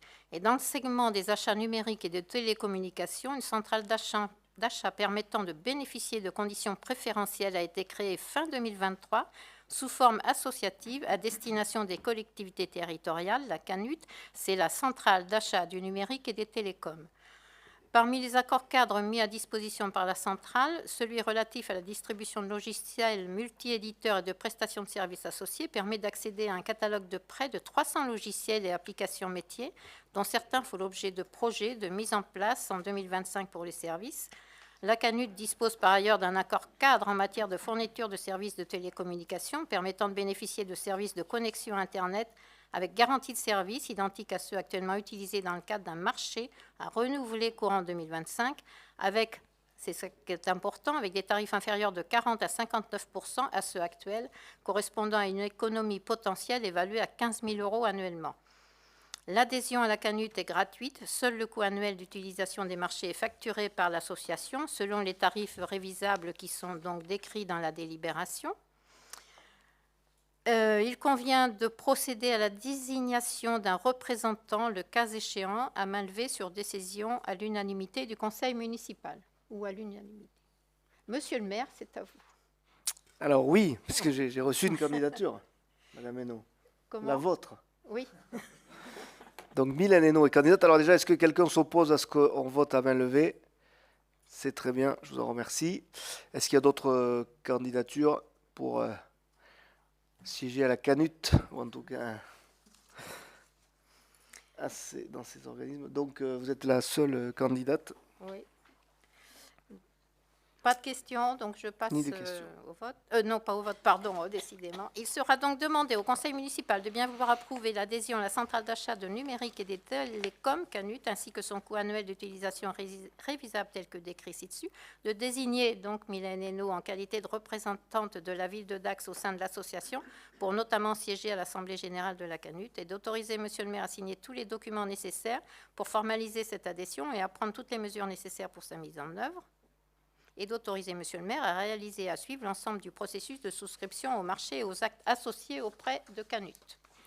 Merci. Donc, on va donc passer au vote. Qui est pour? Qui est contre? Qui s'abstient? Voté à l'unanimité. Félicitations pour cette élection. Le point numéro 11 maintenant, avec un mandat qu'on vous propose d'octroyer au CDG 40 pour lancer la consultation qui va concerner la convention de participation dans le domaine de la santé. Mylène Hainaut, toujours. Alors, comme vous vous souvenez, l'année dernière, on avait aussi donné mandat au CDG pour la prévoyance, la PSC, la prestation sociale complémentaire. Là, c'est le même principe, puisqu'au 1er janvier 2026, la prestation complémentaire de santé sera obligatoire, la couverture complémentaire de santé sera obligatoire. Donc, à compter du 1er janvier 2026, l'obligation concerne la couverture complémentaire santé. La protection du risque santé mutuel permet de compléter la couverture apportée par la sécurité sociale sur des remboursements de frais liés à la santé tels que l'achat de médicaments, d'appareillage, des frais d'hospitalisation ou encore des consultations médicales. La participation financière de l'employeur ne pourra être inférieure à 50% du montant de référence fixé à 30 €, soit 15 € minimum par mois et par agent.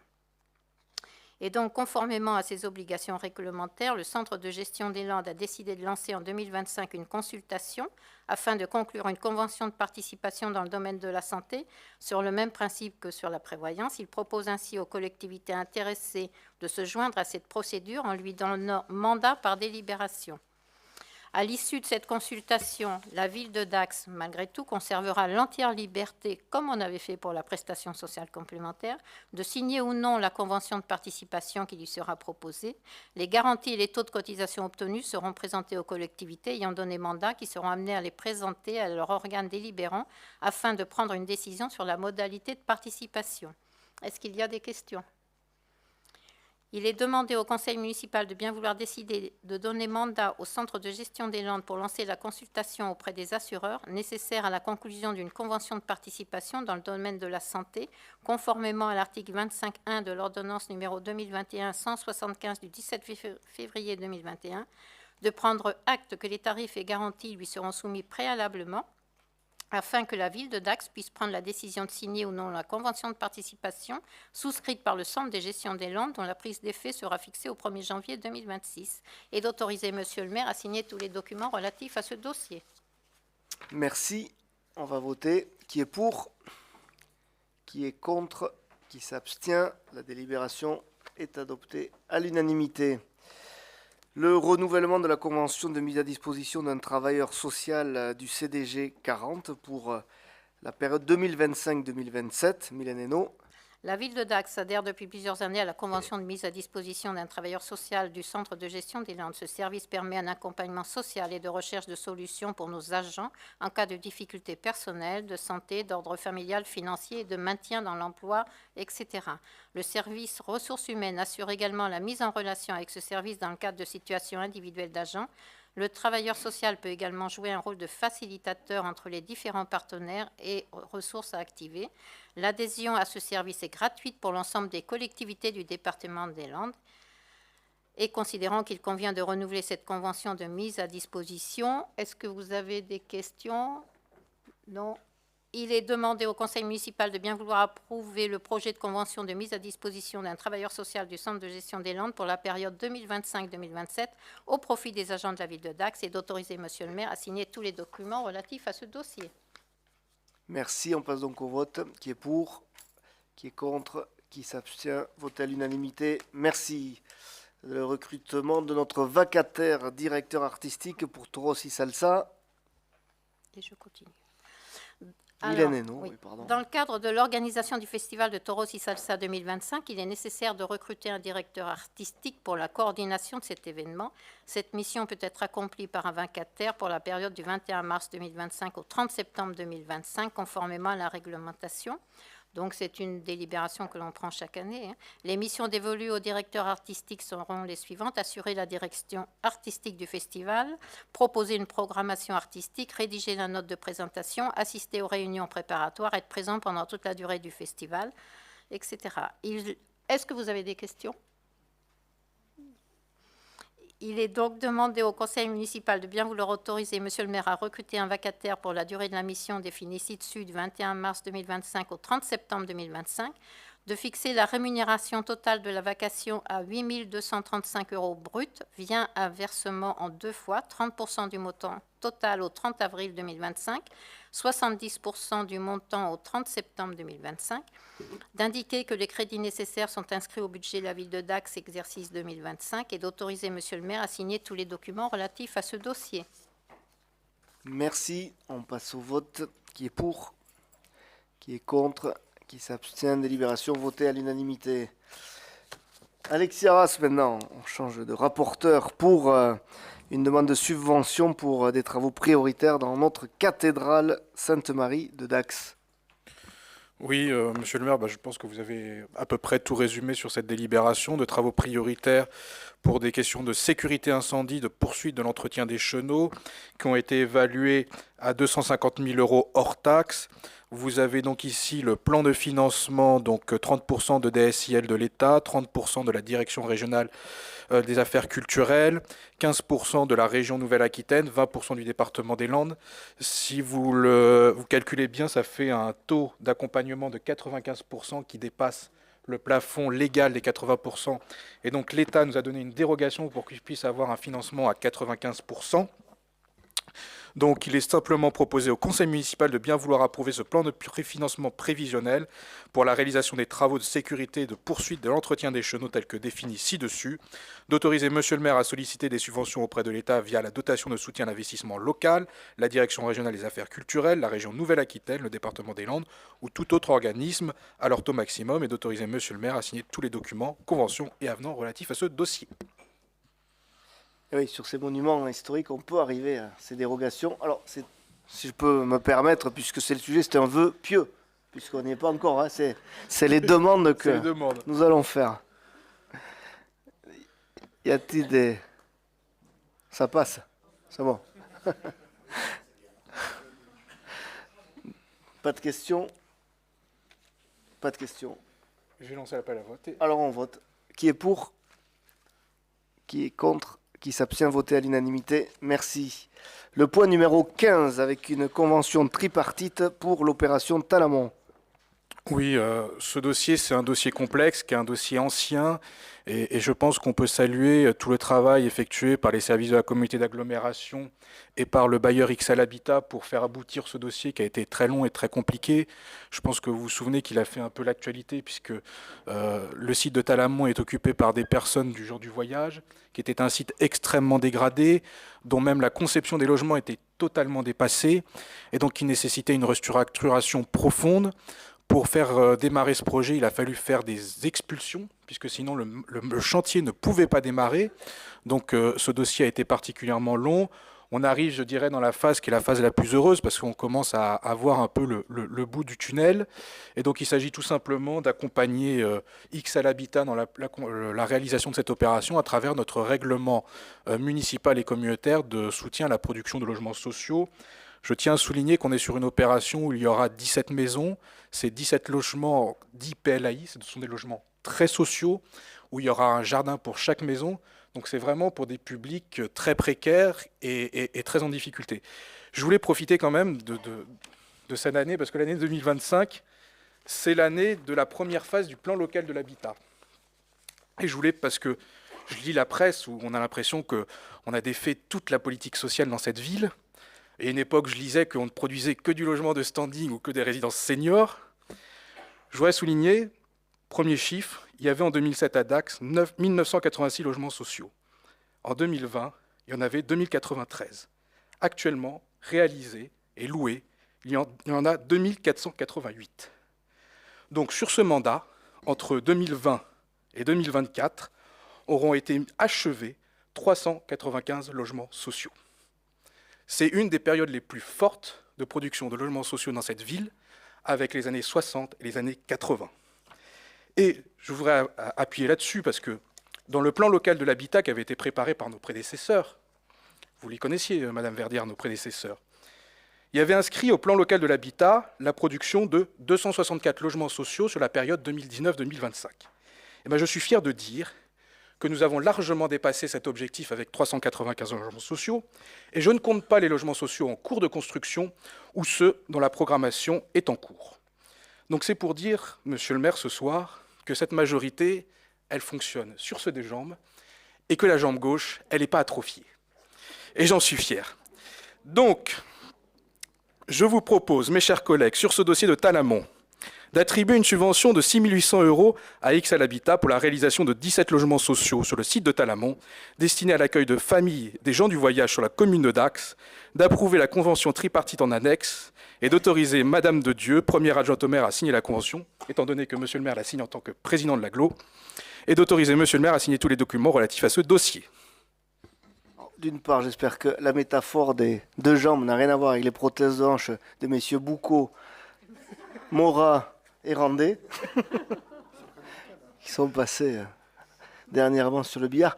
Et ce que vous dites me fait penser aussi qu'il est du coup important de saluer l'excellent travail du service logement que nous avons créé aussi au début de ce mandat, avec notamment notre conseiller municipal délégué, Julien Rollo, qui s'en occupe. Et c'est vrai que c'est du travail que de bien gérer tous ces dossiers avec tout le service, parce que bien beau de créer des logements, mais encore faut-il avoir le bon suivi pour les attribuer en fonction des critères, et ils sont nombreux, qu'il faut appliquer.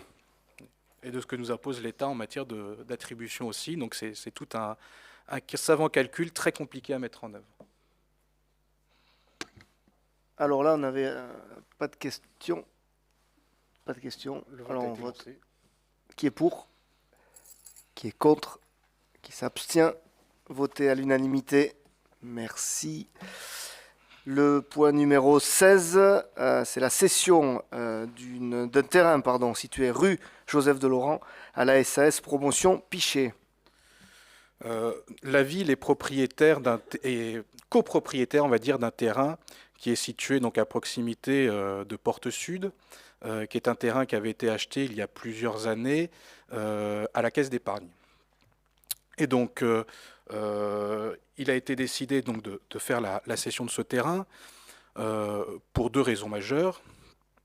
La première, c'est que je pense que plus personne n'est étranger au débat qui se pose dans ce pays sur la mise en œuvre de la loi climat et résilience et du zéro artificialisation net, et qui d'ailleurs fait actuellement débat au Sénat, et qui fait que dans nos documents d'urbanisme, nous serons amenés progressivement à fermer les terrains à l'urbanisation.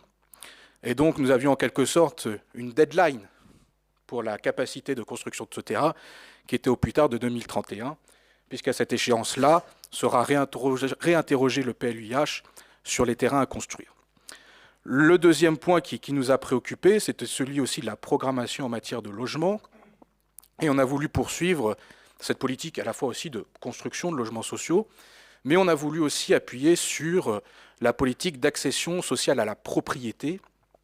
Et sur cette opération où il y aura 98 logements, je peux vous annoncer qu'il y aura donc 18 logements en collectifs sociaux, 24 logements en collectif libre, 16 logements en collectif libre et 40 maisons, dont 37 maisons en accession sociale à la propriété, qui sera probablement du bail réel solidaire.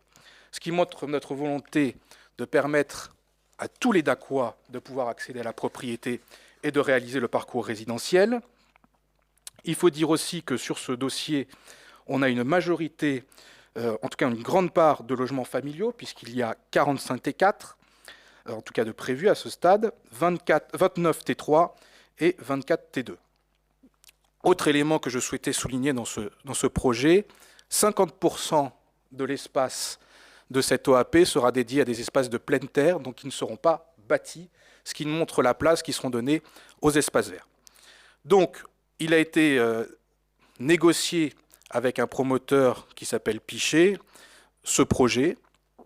Sur la base de ce projet, nous avons lancé les négociations sur le prix, qui sont tombées en fait sur le prix des domaines que vous avez en annexe de cette délibération, c'est-à-dire 727 000 €, soit 55 € le mètre carré, qui correspond tout simplement aux dernières transactions qui se sont réalisées pour des opérations de ce type sur le quartier, qui sont les opérations dites de référence, donc entre des particuliers privés et des promoteurs. Il est donc demandé au conseil municipal ce soir de bien vouloir approuver la cession des parcelles du terrain nu cadastré BI numéro 288 et 290 6 rue Joseph de Laurence à Dax, et d'une contenance totale de 13 063 m² au profit de la SAS Pichet Promotion ou toute autre personne physique ou morale totalement ou partiellement qui s'y substituera au prix de 727 000 €, ainsi que les frais notariés étant à la charge de l'acquéreur, d'autoriser Monsieur le maire à signer l'acte authentique correspondant qui sera reçu par maître Jean-Christophe Guémard, notaire à Dax, ainsi que tous les documents relatifs à ce dossier. Merci. Y a-t-il des questions? Pas de questions. On passe au vote. Qui est pour? Qui est contre? Qui s'abstient? Voté à l'unanimité. Merci. Délibération habituelle. Oui, maintenant, avec des conventions de servitude, la première avec Enedis et rue des Prairies. Vous allez voir, c'est des dossiers extrêmement stratégiques, plus pour Enedis que pour nous. Il s'agit tout simplement d'autoriser Enedis à pouvoir passer sur une parcelle communale. Donc je vous propose de passer directement au vote. Il est donc demandé au conseil municipal de bien vouloir approuver l'institution d'une servitude au profit d'Enedis sur la parcelle communale cadastrée AL numéro 241 6 rue des Prairies, d'autoriser monsieur le maire à signer la convention correspondante annexée à la présente, ainsi que tout document se rapportant à ce dossier et le cas échéant l'acte authentique qui en découlerait, ou à donner procuration à cet effet à tout clerc ou collaborateur de l'étude notariale qui sera désigné par Enedis. Donc, il y a des questions, bien sûr. Il n'y en a pas. Qui est pour? Qui est contre? Qui s'abstient? Voté à l'unanimité. Une autre, la même, mais rue Labadie. Rue Labadie, c'est au profit d'une opération réalisée par XL Habitat, donc je pense que tout le monde connaît. Il s'agit de la rénovation de la résidence des Glycines par XL Habitat, dans laquelle nous avons inauguré récemment les nouveaux locaux de l'école municipale d'art plastique, qui montre bien que, quand même, dans cette ville, on conforte les politiques culturelles. Il est donc demandé au conseil municipal de bien vouloir approuver l'institution de servitude au profit d'Enedis sur les parcelles communales cadastrées BD numéro 159 et 212, 648, 50 rue Labadie, d'autoriser monsieur le maire à signer l'acte authentique de constitution des dites servitudes ou à donner procuration à cet effet à tout clerc ou collaborateur de l'étude notariale qui sera désigné par Enedis. Merci. Y a-t-il des questions? Il n'y en a pas. Qui est pour? qui est contre, qui s'abstient, voté à l'unanimité. Et une autre convention de servitude avec le SIDEC cette fois. Boulevard des Sports. Bon là, je pense que là c'est pareil, tout le monde est au courant quand même qu'il y a une opération importante menée par le Grand Axe sur le site du Boulevard des Sports et qui donc nécessite cette convention de servitude pour un raccordement avec le SIDEC. Il est donc demandé au conseil municipal de bien vouloir approuver l'institution de servitude au profit du SIDEC sur la parcelle communale cadastrée AH numéro 109, 6 boulevard des Sports, et d'autoriser monsieur le maire à signer des conventions correspondantes annexées à la présente, ainsi que tout document se rapportant à ce dossier et le cas échéant l'acte authentique qui en découlerait, ou à donner procuration à cet effet à tout clerc ou tout collaborateur de l'étude notariale qui sera désigné. Merci, pas de questions. Qui est pour? Qui est contre? Qui s'abstient? Voté à l'unanimité. Et on va faire maintenant, comme nous le demande la réglementation, le bilan sur les opérations immobilières qui ont été réalisées en 2024. Alors, j'ai pas le tableau sous les yeux. Bon. Pas vous en vouloir, j'avais pas le document pour les votes, moi. Alors, les budgets. Vous avez sur le tableau tout simplement l'ensemble des opérations qui ont été réalisées sur l'année 2024. Donc je vous en épargne quand même la description. Je l'ai si vous voulez. Est-ce que vous le voulez? Ces opérations, vous les connaissez toutes parce que tout simplement, il s'agit du récapitulatif de l'ensemble des opérations qui sont passées en conseil municipal. Donc je vous épargnerai les premières qui sont des intégrations au domaine public, de voirie départementale ou de l'impasse Lolanais qu'on a vu l'an dernier. Vous avez la cession du terrain à bâtir à la société INI Sud-Ouest sur la commune de Seyres qui a été réalisée, la vente de l'ancien CCAS 4 rue du Palais, ou encore du terrain rue de Breuil-de-Haut à la société Nectou pour conserver ses ateliers sur Dax. Donc il s'agit de prendre acte du bilan des opérations immobilières effectuées au cours de l'année 2024 et d'autoriser monsieur le maire à signer tous les documents relatifs à ce dossier. Et vous le savez, il faut voter le fait qu'on a vu. Il faut aussi voter la deuxième partie, c'est-à-dire que m'autoriser à signer. Vous autorisez à signer le bilan. Qui est pour? Qui est contre? Qui s'abstient? Voté à l'unanimité. Et Martine Heridia pour conclure avec la dernière délibération, numéro 21, et la transmission dématérialisée des actes de naissance à la protection maternelle infantile dans le domaine de l'état civil. Merci, monsieur le maire. Bonsoir à tous. Donc, comme il se doit et depuis longtemps, le service état civil de la ville de Dax transmet chaque semaine au service de la protection maternelle et infantile du département les avis de naissance des enfants nés à Dax et les avis de décès d'enfants de moins de 6 ans. Pour l'heure, ils opèrent par voie postale. Cela représentait quand même 812 actes en 2024. dont le département nous propose de dématérialiser l'envoi de ces données via un logiciel métier qui s'appelle Horus. Voilà, et gage de temps gagné, de qualité et de moindre coût, ainsi que de fiabilité pour le traitement des données. Donc l'adhésion à ce système d'échange nécessite la signature d'une convention, objet de cette délibération que vous avez pu voir en annexe. Donc s'il n'y a pas de questions, il sera donc demandé au conseil municipal de bien vouloir approuver les termes du projet de convention ci annexé qui fixe les modalités d'adhésion de la commune aux échanges dématérialisés des données d'état civil entre la ville de Dax et le conseil départemental des Landes et autoriser monsieur le maire à signer la dite convention ainsi que tous les documents relatifs à ce dossier. Merci Martine. Des questions? Il n'y en a pas. On passe au vote. Qui est pour? Qui est contre? Qui s'abstient? La délibération finale est donc adoptée, elle aussi, à l'unanimité. Je vous remercie pour votre participation. La séance est levée et on n'a pas de documents à signer. Donc bonne soirée.